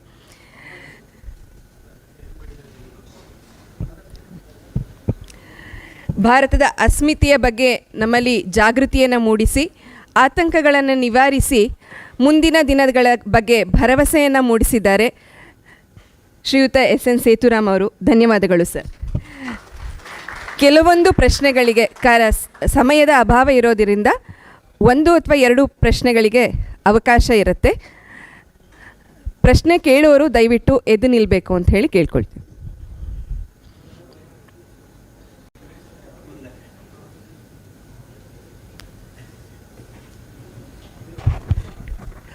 ಜೀವನ ಪರ್ಯಂತ ಹೆದರಿದ್ದೇ ಇದಕ್ಕೆ. ಅಮ್ಮ ಏನು ಪ್ರಶ್ನೆ ಕೇಳ್ತಾರೋ ಅಂತ ಚಿಕ್ಕ ವಯಸ್ಸಲ್ಲಿ, ವಯಸ್ಸಿಗೆ ಬರ್ತಿದ್ದಂಗೆ ಅಪ್ಪ ಏನು ಪ್ರಶ್ನೆ ಕೇಳ್ತಾರೆ, ಆಮೇಲೆ ಸ್ಕೂಲಲ್ಲಿ ಏನು ಪ್ರಶ್ನೆ ಕೇಳ್ತಾರೆ, ಇನ್ಕಮ್ ಟ್ಯಾಕ್ಸಿಗೆ ಬಂದಾಗ ಅಲ್ಲಿ ಯಾರು ಏನು ಪ್ರಶ್ನೆ ಕೇಳ್ತಾರೋ ಎಲ್ಲ ಕಡೆ ಇದೆ. ಇಲ್ಲೂ ಪ್ರಶ್ನೆ ಕೇಳಿ ದಯವಿಟ್ಟು. ಎಲ್ಲವೂ ತಿಳಿದಿರುವಂಥ ಸರ್ವಜ್ಞ ನಾನಲ್ಲ. ಪ್ರಯತ್ನ ಅಂತೂ ಇರುತ್ತೆ. ಅನಿಸಿಕೆಗಳನ್ನು ಹೇಳೋದ್ರಲ್ಲಿ ಅಭ್ಯಂತರ ಏನಿಲ್ಲ. ಅನಿಸಿಕೆಗಳನ್ನು ಮಾತಾಡೋಣಂತೆ. ಸರ್ ನಮಸ್ತೆ ಸರ್. ನಮಸ್ಕಾರ ಮೇಡಮ್. ಭಾರತದ ಅಸ್ಮಿತೆ ಬಗ್ಗೆ ತುಂಬ ಚೆನ್ನಾಗಿ ನಮಗೆಲ್ಲ ಅರ್ಥ ಆಗೋ ಹಾಗೆ ಸರಳ ಭಾಷೆಯಲ್ಲಿ ಹೇಳಿದ್ದೀರಾ. ತುಂಬ ಧನ್ಯವಾದಗಳು ಸರ್. ಆದರೆ ಇಲ್ಲಿ ನೆರೆದಿರ್ತಕ್ಕಂಥ ಈಗ ನಮ್ಮ ಇಂಡಿಯನ್ ಎಜುಕೇಷನ್ ಸಿಸ್ಟಮ್ ಮೆಕಾಲೆ ಆಗಿ ಏನು ಬಂದು ನಿರ್ನಾಮ ಮಾಡಿದ್ರಲ್ಲ ಸರ್, ಅದರಿಂದ ಫುಲ್ ನಾವು ಎಚ್ಚೆತ್ಕೊಂಡಿಲ್ಲ. ನಮ್ಮ ಇಂಡಿಯನ್ ಸಂಸ್ಕೃತಿ ಅಸ್ಮಿತೆ ಎಲ್ಲ ಸಮಯ ತಗೊಳುತ್ತೆ. ಏನಾಗುತ್ತೆ ಒಂದು ಹೇಳ್ತೀನಿ ಕೇಳಿ. ವ್ಯವಸ್ಥೆ ನಾಶ ಮಾಡೋದಕ್ಕೆ ಒಂದು ಸಮಯ ತಗೊಂಡ ಹಾಗೆ ಇವರು ಹೇಳ್ತೀರಿ ಕೊಳಕು ನೀರು ಸ್ವಚ್ಛ ಆಗಲ್ಲ, ಹೊಸ ನೀರು ಹರಿತಾನೆ ಕೊಳೆ ನೀರು ಹೋಗಬೇಕಾಗತ್ತೆ. ಪ್ರಾಯಶಃ ನನ್ನ ತಲೆಯಲ್ಲಿ ಕಾಡೋದು ಮುಂದಿನ ಜನ್ರೇಷನ್ನು, ನನ್ನ ವಯೋಮಾನದವರು ಕಾಡೋದೇ ಇಲ್ಲ. ನಾನು ಮಾಡೋ ನಾಟಕಗಳನ್ನು ನನ್ನ ವಯೋಮಾನದವರು ಭಾಳ ದ್ವೇಷಿಸ್ತಾರೆ. ನನ್ನ ನಾಟಕಗಳಿಗೆ ಬಂದು ನೋಡೋದು ಯಂಗ್ಸ್ಟರ್ಸ್ ನೋಡ್ತಾರೆ. ಯಾಕಂದರೆ ಅವ್ರಿಗೇನೋ ಸತ್ಯ ಬೇಕಿದೆ. ನನ್ನ ವಯಸ್ಸಿನವ್ರಿಗೆ ಏನಾಗಿದೆ, ಅವರಿಗೆ ಕನ್ನಡ ಹಿಡಿದೆ ಅನಿಸುತ್ತೆ. ನಾವೆಲ್ಲ ಗೌರವಿಸ್ತೀವಿ ಸರ್. ಇಲ್ಲ, ಹಾಗಾಗಿ ಏನಾಗುತ್ತೆ ಅಂತಂದರೆ ಒಂದೇನಾಗುತ್ತೆ, ಯಾವುದೋ ಏನೋ ಬದಲಾಗಿಲ್ಲ ಅಂಥೇಳಿ ನಾವು ತಲೆ ಕೆಡಿಸ್ಕೊಳ್ಳೋದು ಬೇಡ. ನಾನು ಬದಲಾಗ್ತಾ ಹೋಗಬೇಕು. ಸರಿ, ನಾನು ಬದಲಾಗ್ತಾ ಹೋಗಬೇಕು. ನನ್ನಲ್ಲಿ ಉರಿ ಇರಬೇಕು, ನನ್ನಲ್ಲಿ ಬೆಂಕಿ ಇರಬೇಕು. ಬೆಂಕಿ ಅಂದರೆ ನಾವು ಸುಡೋ ಬೆಂಕಿ ಅಲ್ಲವೇ ಅಲ್ಲ. ನಾವು ಯಾವತ್ತೂ ಬೆಳಕಾಗೋ ಬೆಂಕಿನೇ, ಸುಡೋ ಬೆಂಕಿ ಅಲ್ಲ. ನಮಗೆ ಸುಟ್ಟು ಗೊತ್ತಿಲ್ಲ ಸರ್. ಸುಟ್ಟು ಗೊತ್ತಿಲ್ಲ ನಮಗೆ. ಸರ್ ನನ್ನ ಪ್ರಶ್ನೆ ಏನಂದರೆ ಸರ್, ಈಗಿನ ನಾವು ಸೋಕಾಳ್ ವಿದ್ಯಾವಂತರು, educated citizen of the society ಆ ಥರ ಅನ್ಕೋತೀವಲ್ಲ ಸರ್, ಅದರಲ್ಲಿ ತುಂಬ ಜನಕ್ಕೆ ಈ ನಡುವೆ ಓಕಿಸಮ್ ಅಂತ ಕೇಳಿದ್ದೀರಲ್ಲ sir. People outside India are controlling the mindset of Indian educated population. ಅದರಿಂದ ಹೊರಗೆ ಬರೋಕ್ಕೆ ಸ್ವಲ್ಪ ನೀವೇನಾದ್ರು ಬರೋಕ್ಕಾಗತ್ತೆ. ಪ್ರತಿಯೊಬ್ಬರು ನಾವೇ ಪ್ರಯತ್ನ. ಇವಾಗ ನನ್ನ ಕಂಟ್ರೋಲ್ ಮಾಡೋಕ್ಕಾಗತ್ತಾ? ಹಾಗಲ್ಲ ಸರ್. ಆಗ್ಬಿಟ್ಟು ಈಗ ಈ ನಡುವೆ ಏನಾಗಿದೆ ಗೊತ್ತಾ ಸರ್, ಮೆಜಾರಿಟೇರಿಯನ್ ಒಪಿನಿಯನ್ ಆಗ್ಬಿಟ್ಟಿದೆ. ತುಂಬಾ ಜನ ಇದು ಹೇಳ್ತಾರೆ ಅಂದ್ರೆ ಮೇ ಬಿ ಅದೇ ಆಗಲ್ಲ. ನಾನು ಹೇಳ್ತೀನಿ ಕೇಳಿ. 70ರಲ್ಲಿ ಕೂತು ಹೇಳ್ತೀನಿ, 30-35ರಲ್ಲಿ ನಾನು ಹಾಗೆ ಅನ್ಕೋತಾ ಇದ್ದೆ, ಏನು ಪ್ರಯೋಜನ ಇಲ್ಲ ಅಂತ. 40-50 ದಾಟಿದಾಗ ಅನ್ನಿಸ್ತು ಏನು ನಾನು ಸೇರೋಗಿದ್ದೀನಿ ಅಂತ. ಅಲ್ಲಿಗೆ ನಾನು ಪ್ರಯೋಜನ ಇಲ್ಲ ಅಂತ. ಅಲ್ಲಿಗೆ ನನ್ನ ಬದುಕನ್ನು ನಾನು ಪ್ರೀತಿಸ್ತೀನಿ, ನಾನು ಪ್ರಯತ್ನವಾಗಿ ಬದುಕ್ತೀನಿ. ಸುತ್ತಲಿಂದ ಏನು ಬದಲಾಗುತ್ತೆ ಗೊತ್ತಿಲ್ಲ. 30 ವರ್ಷ ಆದಾಯ ತೆರಿಗೆ ಇಲಾಖೆಯಲ್ಲಿ ಕೆಲಸ ಮಾಡಿದೆ. ಎಲ್ಲರೂ ಅಲ್ಲಿ ಹೇಳ್ತಾ ಇದ್ರು ಏನು ಸ್ವಿಮ್ ವಿತ್ ದ ಕರೆಂಟ್ ಅಂತ. ಕೊನೆಗೆ ನಾನು ಅವ್ರಿಗೆ ಹೇಳಬೇಕಾಗಿ ಬಂತು, ನೀವು ನೀರಲ್ಲಿ ನೋಡಿದ್ದೀರಾ ಮೀನು ಯಾವತ್ತಾದರೂ ವಿತ್ ದ ಕರೆಂಟ್ ಹರಿಯತ್ತಾ? ಇಲ್ಲ. ಬದುಕಿರೋದು ಎಗನೆಸ್ಟ್ ದ ಕರೆಂಟೇ ಹೋಗೋದು. ಯಾಕಂದರೆ ಬಾಯಿ ತೆಕ್ಕೊಂಡಿರುತ್ತೆ, ಗಿಲ್ಲಿದೆ, ಅಲ್ಲಿ ಗಾಳಿ, ಅದಕ್ಕೆ ಆಕ್ಸಿಜನ್ ಬೇಕು ಅಂದರೆ ನೀರು ಒಳಗಡೆ ಹೋಗಬೇಕು. ವಿತ್ ದ ಕರೆಂಟ್ ಹೋದರೆ ನೀರು ಕುಡಿಯೋದಕ್ಕೆ ಪ್ರಯತ್ನ ಪಡಬೇಕು. ಎಗನೆಸ್ಟ್ ದ ಕರೆಂಟ್ ಹೋದರೆ ಪ್ರಯತ್ನ ಬೇಕಿಲ್ಲ, ತಾನಾಗೆ ನೀರು ಹೋಗುತ್ತೆ. ಮೀನಿಗೆ ಗೊತ್ತಿದೆ ವಿದ್ಯೆ, ನಮಗೆ ಗೊತ್ತಿಲ್ಲ ಅಂದರೆ ಹೆಂಗಮ್ಮ? ನೇಚರಿಗೆ ಹತ್ತಿರ ಆಗಿ ಚಿಂತೆ ಮಾಡೋಣ, ಬದುಕು ಸುಲಭ ಆಗುತ್ತೆ. ನಮ್ಮಲ್ಲಿ ನನ್ನ ಬೈಯೋರು ಇಲ್ವಾ ಅಂತ ನೀವು ಕೇಳ್ಬೋದು. ನನ್ನ ಹತ್ರ ಆರ್ಗ್ಯುಮೆಂಟ್ ಮಾಡೋರಿದ್ದಾರೆ, ಬೈಯೋರಿದ್ದಾರೆ. ನಂದು ಒಂದೇ, ನೀವೆಲ್ಲ ಆರ್ಗ್ಯುಮೆಂಟ್ ಮಾಡಿ, ಸಮಸ್ಯೆ ಇಲ್ಲ. ಅದರ ಒಂದೇನು ಅಂತಂದರೆ, ಇದಿಷ್ಟು ನಾನು ನಂಬಿದ ವಿಷಯಗಳು. ನಾನು ಹೇಳಿದ್ರಲ್ಲಿ ತಪ್ಪಿದರೆ ತಿದ್ಕೊಳ್ಳೋಣ, ಇಲ್ಲ ಅಂತಂದರೆ ಇದು ನನ್ನ ಸತ್ಯ. ಮಿಕ್ಕದ್ದು ಹೊರಗಡೆಯವರು ಕಂಟ್ರೋಲ್ ಮಾಡ್ತಾರೆ. ಇದು ಎಲ್ಲ ಕಾಲದಲ್ಲೂ ನಡೆದೇ ಇದೆ. ಅಲ್ಲ ಸರ್, ನಾವು ಎಚ್ಚೆತ್ಕೊಳ್ಳೋದಕ್ಕೆ ಯಾವ್ದಾದ್ರು ಉಪಾಯ ಇದೆಯಾ ನಿಮ್ಮಲ್ಲಿ? ಉಪಾಯ ಏನಿಲ್ಲ, ಓದಬೇಕು, ಮನನ ಮಾಡಬೇಕು. ನಮ್ಮಲ್ಲಿ ಹೇಳ್ತೀನಿ ಕೇಳಿ, ಈ ದೇಶದ ಕಲ್ಚರ್ ಏನು ಗೊತ್ತಾ? ಪ್ರಶ್ನೆ ಕೇಳಬೇಕು. ಪ್ರಶ್ನೆ ಕೇಳದೆ ಏನನ್ನು ಒಪ್ಕೊಳ್ಳಲ್ಲ ನಾವು. ನಮ್ಮಲ್ಲಿ ನಚಿಕೇತ ಎಕ್ಸಾಂಪಲ್. ಅವನು ಸಾವಿನ ಬಗ್ಗೆ ಪ್ರಶ್ನೆ ಕೇಳ್ತಾ ಯಮಧರ್ಮನ್ನೇ ಹೋಗಿ ಕೇಳ್ತಾನೆ, ಸಾವನ್ನು ಏನು ನನಗೆ ಹೇಳಿ ನೀನು ಅಂತ. ಅಂದರೆ ಬಹಳ ಆಬ್ವಿಯಸ್ ಫ್ಯಾಕ್ಟ್ಸನ್ನು ಕೂಡ ನಾವು ಪ್ರಶ್ನೆ ಕೇಳ್ತಾ ಹೋಗ್ತೀವಿ. ಪ್ರಾಯಶಃ ಅಲ್ಲಿ ನಮ್ಮ ಮನಸ್ಸು ಪ್ರಖರಗೊಳ್ಳುತ್ತೆ. ಹಾಗಾಗಿ ವೈಯಕ್ತಿಕವಾಗಿ ನಾವು ಬದಲಾಗಬೇಕು. ನಮ್ಮ ಸುತ್ತಲಿನ ಪರಿಸರದಲ್ಲಿ ನಾವು ಎಲ್ಲೆಲ್ಲಿ ಇನ್ಫ್ಲೂಯೆನ್ಸ್ ಮಾಡೋಕ್ಕಾಗತ್ತೆ ಅಲ್ಲಿ ನಾನು ಇನ್ಫ್ಲೂಯೆನ್ಸ್ ಮಾಡಬೇಕು.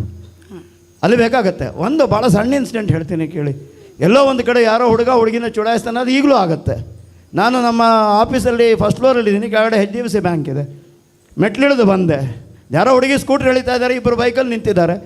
ಅವರು ಹುಡುಗರು ಏನೋ ಅದು ಸ್ಕೂಟ್ರಿಗೆ ಅಡ್ಡವಾಗಿ ನಿಲ್ಸೋಕ್ಕೋ ಏನೋ ಮಾಡಿ ಏನೋ ಸ್ವಲ್ಪ ಕೆಣಕ್ತಾ ಇದ್ದಾರೆ. ನಾನು ನೋಡಿದೆ. ಅವ ನನಗೆ ಬೈದ, ಅವನು ಇಂಗ್ಲೀಷಲ್ಲಿ.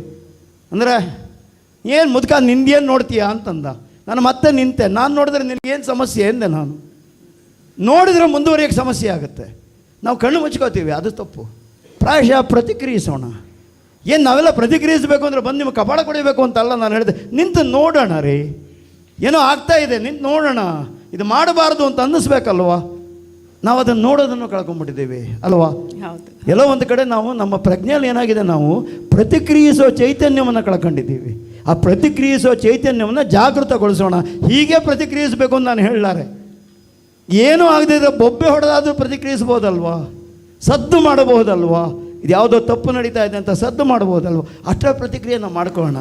ಒಂದು ನಿಮಗನ್ನಿಸ್ಬೋದು ಇದು ಮುಂದೆ ಹೆಂಗೆ ಅಂತ, ನನಗನ್ಸುತ್ತೆ ಇದು ಬದಲಾಗ್ತಾ ಇದೆ. ಯಾಕಂದರೆ ನನಗೆ ಕಾಲೇಜ್ ಹುಡುಗರು ಅವ್ರಗಳಿಗೂ ಭಾಷಣ ಮಾಡೋಕ್ಕೆ ಹೋಗ್ತಾ ಇದ್ದೀನಿ, ಅಲ್ಲಿ ಕೂಡ ಸಿಗ್ತಾರೆ. ಇಲ್ಲ, ಬದಲಾಗ್ತಾ ಇದೆ, ದೃಷ್ಟಿಕೋನ ಬದಲಾಗ್ತಾ ಇದೆ. ಎರಡು ವಿಷಯ ಹೇಳ್ತೀನಿ ಕೇಳಿ. ಯಾವುದೋ ರಸ್ತೆಯಲ್ಲಿ ಬಿದ್ದಿದೆ, ನಂದಲ್ಲ ನನಗೆ ಬೇಡ ಅಂತ ಹೋಗೋದು ಒಂದು ದೃಷ್ಟಿಕೋನ, ಯಾರದ್ದು ಅಲ್ಲ ನಾನು ಯಾಕೆ ತೊಗೋಬಾರ್ದು ಅದು ಒಂದು ದೃಷ್ಟಿಕೋನ ಅಲ್ವಾ. ನನ್ನದಲ್ಲ ನನಗೆ ಬೇಡ ನನಗೆ ಒಪ್ಪಿದ ದೃಷ್ಟಿಕೋನ ಅಲ್ಲ ಸರ್, ಅದು ಮೂರನೇ ದೃಷ್ಟಿಕೋನ. ಅದು ಯಾರ್ದೋ ಅವ್ರಿಗೆ ತಲುಪ್ಸೋಕೆ ಪ್ರಯತ್ನ ಮಾಡೋದು. ತಲುಪಿಸೋದು ಕಷ್ಟ ಆಗಲಿಕ್ಕೆಲ್ಲಮ್ಮ, ಕಷ್ಟ ಆಗುತ್ತಲ್ವ. ನೀವು ಹೇಳೋದು ಥಿಯರಿ ಆಗೋಗ್ಬಿಡುತ್ತೆ. ಇವಾಗ ನಮ್ಮಲ್ಲಿ ನೋಡಿ, ರಿಡಕ್ಷನ್ ಸೇಲ್ ಅಂತಿದ್ದ ಕೂಡಲೇ ಕ್ಯೂ, ಒಂದು ತೊಗೊಂಡ್ರೆ ಒಂದು ಫ್ರೀ ಕೊಡ್ತಾರಂತ. ಅದು ಯಾಕೆ ಬೇಕು ಅನ್ನೋ ಪ್ರಶ್ನೆ ನಾವು ಕೇಳೋದೇ ಇಲ್ಲ ಅಲ್ಲ. ಫ್ರೀ ಕೊಡ್ತಾರೆ, ಏನು ಫ್ರೀ ಕೊಡ್ತಾರೆ? ಫುಲ್ ತೊಗೊಂಡ್ರೆ ಆನೆ ಫ್ರೀ ಕೊಡ್ತಾರೆ, ಆನೆ ಫುಲ್ ತಿನ್ನತ್ತೆ, ಅಲ್ಲಿಗೆ ಮುಗಿದೋಯ್ತಲ್ವ. ಹಾಗಾಗಿ ಒಂದಿದೆ, ಆಗತ್ತೆ. ವೈಯಕ್ತಿಕ ಸ್ತರದಲ್ಲಿ ಬದಲಾವಣೆ ಆಗ್ತಾ ಹೋಗಬೇಕು. ವೈಯಕ್ತಿಕ ಸ್ತರದಲ್ಲಿ ಆದದ್ದೇ ಸಾಮಾಜಿಕ ಆಗೋದು. ಇವಾಗ ಒಂದು ನಾವುಗಳೆಲ್ಲ ಹೇಳ್ತೀನಲ್ಲ, ಮನೆಗೆ ಬಂದ ಕೂಡಲೇ ಕೈ ಕಾಲು ತೊಳ್ಕೊಬೇಕಾ ಬೇಡ ಅವೆಲ್ಲ ಬಿಟ್ಟಿದ್ವಿ. ಕೋವಿಡ್ ಬಂದಮೇಲೆ ಕೈ ಕಾಲು ಏನಮ್ಮ, ಹೊರಗಡೆ ಬತ್ತಂಡ ಸ್ಟ್ರೈಟ್ ಬಾತ್ರೂಮ್ಗೆ ಓಡೋಗ್ತಾ ಇದ್ವಿ, ಫುಲ್ ಸ್ನಾನ ಮಾಡ್ಕೊಂಡು ಆಚೆಗೆ ಬರ್ತಿದ್ವಿ. ಬರೀ ಕೈ ಕಾಲಿಗೆ ಎಲ್ಲಿ ಸಿಗ್ತಾ ಇತ್ತು ಅಲ್ವಾ. ನೀವು ಅದನ್ನು ಒಂದು ಆರ್ಥೋಡಾಕ್ಸ್ ಕಂಟೆಂಟು ಅಂತ ಮಾಡುವಂತಂದರೆ ಇರ್ರ್ಯಾಷನಲ್ ಅಂತೀವಿ. ಒಂದು ಹೇಳ್ತೀನಿ ಕೇಳಿ, ಸ್ಟೇಜ್ಗೆ ಹತ್ತಮ್ಮ ಇಲ್ಲೇ ನಮಸ್ಕಾರ ಮಾಡೋ ಹತ್ತೀನಿ ನಾನು ನಾಟಕದವನು. ಯಾರೋ ನನಗೆ ಕೇಳಿದ್ರು ಇರ್ರ್ಯಾಷನಲ್ ಅಲ್ವಾ ಕುರುಡು ನಂಬಿಕೆ ಅಂತ. ನಾನು ಯಾವ ಕಾರಣಕ್ಕೆ ಮಾಡ್ತೀನಿ ನಿನಗೇನು ಗೊತ್ತು? ನಾನು ಅಂದೆ ಅದು ನನಗೆ ಫೇತು. ಭಾಳ ಸಿಂಪಲ್ ಹೇಳ, ನಾನಿಲ್ಲಿ ಬೆಂಗಳೂರಿಗೆ ಮೈಸೂರಿಗೆ ಬಂದಿದ್ದೀನಿ, ಹೆಂಡತಿ ಅಲ್ಲಿದ್ದಾಳೆ ಬೆಂಗಳೂರಿನಲ್ಲಿ. ನನಗೆ ಗೊತ್ತು ಶನಿವಾರ ಬೆಳಗ್ಗೆ ಹೋಗುವಾಗ ಅವಳು ಅಲ್ಲೇ ಇರ್ತಾಳೆ ಅಂತ. ಫೇತ್ ಅದು ಅಲ್ವಾ.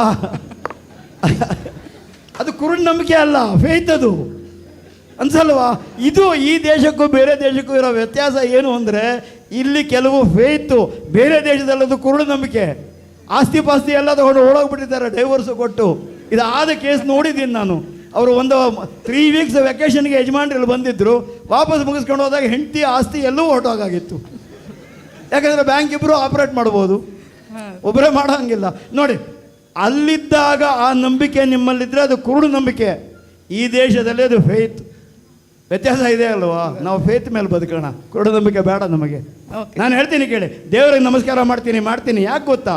ಇಷ್ಟು ಆರೋಗ್ಯವಾದ ದೇಹ ಕೊಟ್ಟಿದೀಯಾ ಅಂತ ನಮಸ್ಕಾರ ಮಾಡ್ತೀನಿ. ಮುಂದೇನೋ ಕೊಡುವಂತಲ್ಲ, ಎಲ್ಲ ಕೊಟ್ಟಿದ್ದಾನಲ್ಲಮ್ಮ, ಇನ್ನಿಟ್ಕೊಂಡು ಏನು ಮಾಡಲಿ ಮಿಕ್ಕಿದ್ದು ಅಲ್ವಾ. ಇಲ್ಲ, ತೃಪ್ತಿ ನಮ್ಮಲ್ಲಿದೆ. ಬದುಕು ಹಕ್ಕಲ್ಲ, ಕೃತಜ್ಞತೆ. Life is more of gratitude, it is not a right. Let us come back to that, live with that, that is better. Thank you sir. Sir ನಮಸ್ಕಾರ. ಸರ್ ನಮಸ್ಕಾರ.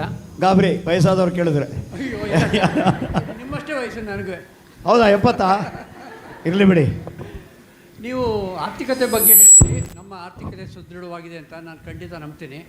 ಯಾಕೆಂತ ಹೇಳಿದ್ರೆ ಇತ್ತೀಚೆಗೆ ವಾಟ್ಸಪ್ನಲ್ಲಿ ಕೆಲವು ನ್ಯೂಸ್ ಬಂತು, ಅಮೆರಿಕಾದಲ್ಲಿ ಸುಮಾರು 180 ಬ್ಯಾಂಕ್ಗಳು ಮುಳುಗುವ ಅಂಚಿನಲ್ಲಿದೆ ಅಂತ. ಅದಕ್ಕೆ ನನ್ನ ಮಗಳು ಅಮೆರಿಕಾದಲ್ಲಿದ್ದಾಳೆ, ನೀನು ಅಲ್ಲಿ ಬ್ಯಾಂಕಿಗೆ ಹಾಕಬೇಡ, ಆದಷ್ಟು ಇಲ್ಲಿ ಕಳಿಸಿ ಅಂತ ಹೇಳಿದೆ. ಇಲ್ಲ, ಈಗ ಒಂದು ನೋಡಿ, ನೀವು ಒಂದು ವಿಷಯ ನನ್ನ ಪ್ರಶ್ನೆ ಇದು. ಈಗಾಗಲೇ ನೀವು ಇನ್ಕಮ್ ಟ್ಯಾಕ್ಸ್ ಡಿಪಾರ್ಟ್ಮೆಂಟಲ್ಲಿ ಇರೋದ್ರಿಂದ ಸುಮಾರು ಬ್ಯಾಂಕ್ನವ್ರನ್ನ ಮತ್ತು ಥರ ವ್ಯಕ್ತಿಗಳನ್ನು, ಆದಾಯ ಇರೋರನ್ನ ನೋಡಿದ್ದೀರಾ. ನಮ್ಮ ಬ್ಯಾಂಕ್ಗಳು ಇನ್ನೂ ಒಂದು ಹೆಚ್ಚು ಇಂಪ್ರೂವ್ಮೆಂಟ್ ಕಾಣ್ಬೋದಾ? ಏನು ಮಾಡಬೇಕು? ಆಗಬೇಕು ನೋಡಿ. ಒಂದು ಬ್ಯಾಂಕಿಂಗ್ ಸಿಸ್ಟಮ್ಮು ಒಂದು ಕಾಲದಲ್ಲಿ ಎಲ್ಲವೂ ಪ್ರೈವೇಟ್ ಬ್ಯಾಂಕ್ಸೇ ಆಗಿತ್ತು. ಅಂದರೆ ಇಂಡಿವಿಜುವಲ್ಸ್ ಹುಟ್ಟಾಕಿದ ಬ್ಯಾಂಕ್ಗಳು ಪ್ರೈವೇಟ್ ಬ್ಯಾಂಕ್ ಆಯಿತು. ನ್ಯಾಷನಲೈಸ್ಡ್ ಮಾಡ್ತೀವಿ ಅಂದಾಗ ಅಪೋಸ್ ಮಾಡಿದ್ರು, ಎಲ್ಲರೂ ಸ್ಟ್ರೈಕ್ ಮಾಡಿದ್ರು, ಡೋಂಟ್ ವಾಂಟ್ ನ್ಯಾಷನಲೈಸೇಷನ್ ಅಂತ. ಈಗ ಮತ್ತೆ ನ್ಯಾಷನಲೈಸ್ ತೆಗೆದು ನ್ಯಾಷನಲೈಸೇಷನ್ ಬೇಡ, ಫ್ರೀ ಮಾಡ್ತೀವಿ ಅಂದರೆ ಈಗಲೂ ಮತ್ತೆ ಸ್ಟ್ರೈಕ್ ಮಾಡ್ತಾರೆ. ಅರ್ಥವಾಯ್ತಾ ನಾನು ಹೇಳ್ತಾ ಇರೋದು? ಇಲ್ಲಿ ಬೇಸಿಕಲಿ ಬ್ಯಾಂಕಿಂಗ್ ಸಿಸ್ಟಮ್ನಲ್ಲಿ ಆದಂತಹ ಮುಖ್ಯವಾದ ಸಮಸ್ಯೆ ಏನು ಅಂತಂದರೆ, ಬ್ಯಾಂಕು ನ್ಯಾಷನಲೈಸ್ ಆದ ನಂತರ ಅವರು ಕೊಡುವ ಸಾಲಗಳ ಬಗ್ಗೆ ಸರ್ಕಾರ ಕಂಟ್ರೋಲ್ ಮಾಡೋದು ಒಂದು ಬಂತು. ಸರ್ಕಾರ ಕಂಟ್ರೋಲ್ ಮಾಡೋಕ್ಕೆ ಬಂದಾಗ ಏನಾಯಿತು ಅಂತಂದರೆ ಅವರವರೇ ಸಾಲ ತೊಗೋತಾಯಿದ್ರು. ಈಗ ನಾನು ಒಂದು ಹೇಳ್ತೀನಿ ಕೇಳಿ, ನೀವು ನ್ಯೂಸಲ್ಲಿ ನೋಡಿರ್ಬೋದು, NPAಗಳು ಜಾಸ್ತಿ ಮಾಡಿಬಿಟ್ರು ಅಂತ. ಸ್ಪಷ್ಟವಾಗಿ ಹೇಳೋಣ, NPA ಅಂದರೆ ರೈಟ್ ಆಫ್ ಅಲ್ಲ, ಮಾಫಿ ಅಲ್ಲ. NPA ಅಂದರೆ ಬ್ಯಾಂಕ್ ರೆಕಾರ್ಡಲ್ಲಿ ಇದನ್ನು ಸಪರೇಟಾಗಿ ಒಂದು ಕಡೆ ಇಡ್ತಾರೆ.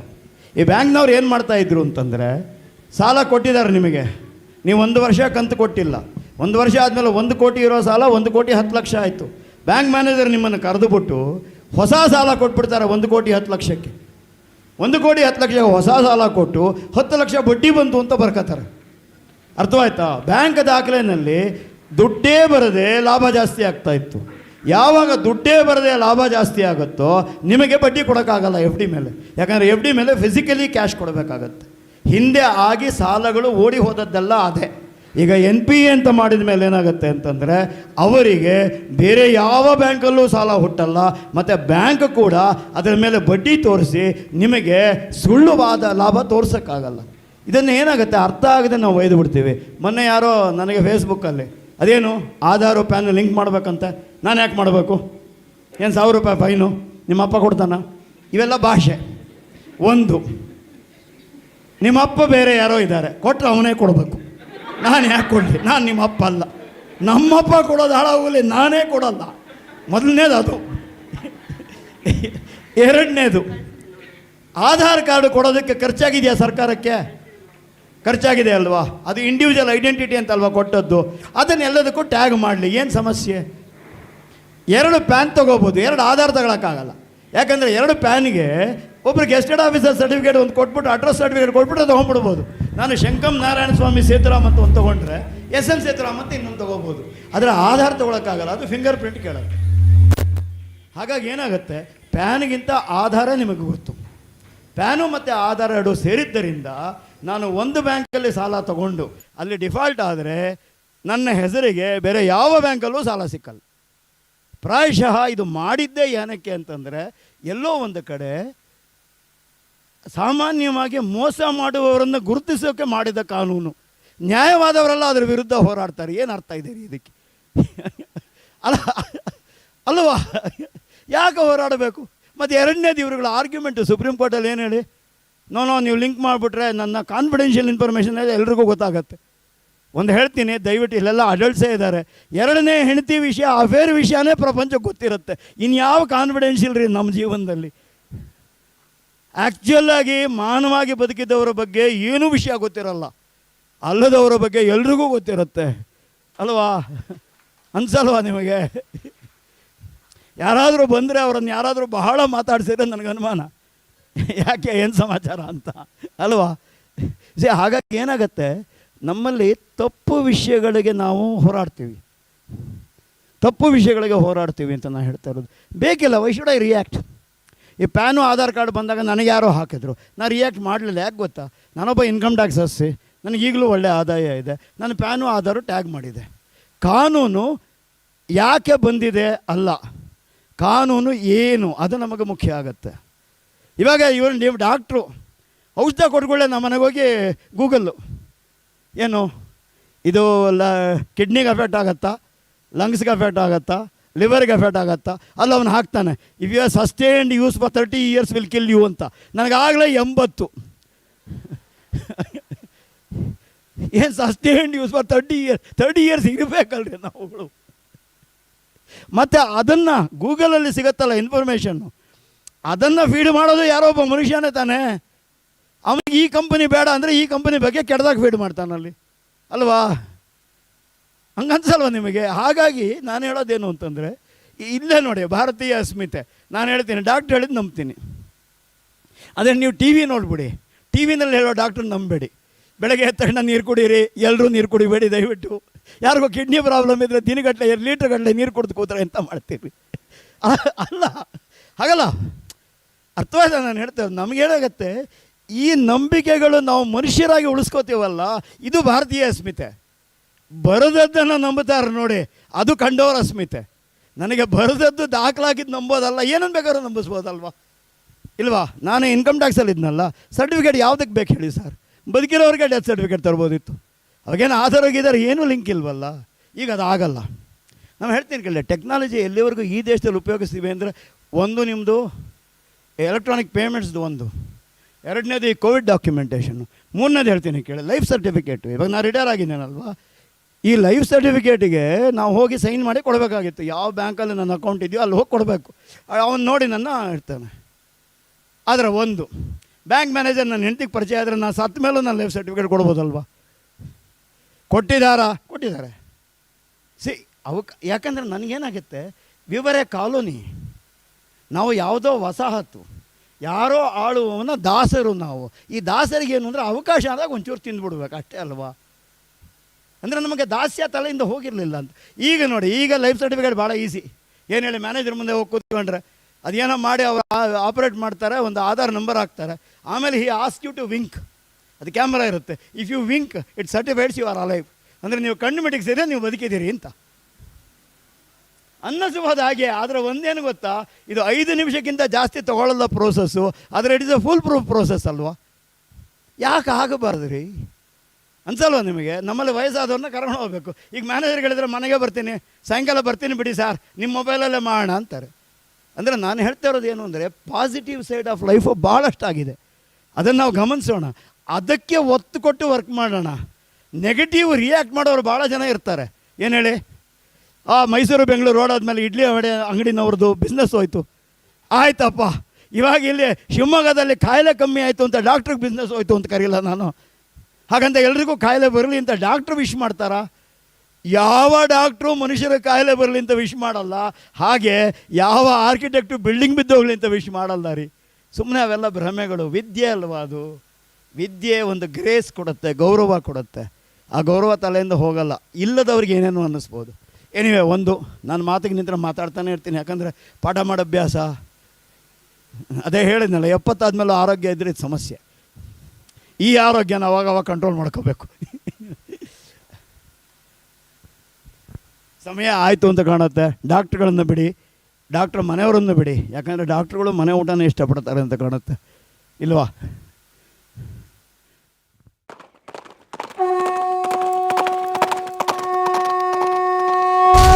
ಸಾರಥಿ ಸತ್ಯಂ ಪರಂ ಧೀಮಹಿ.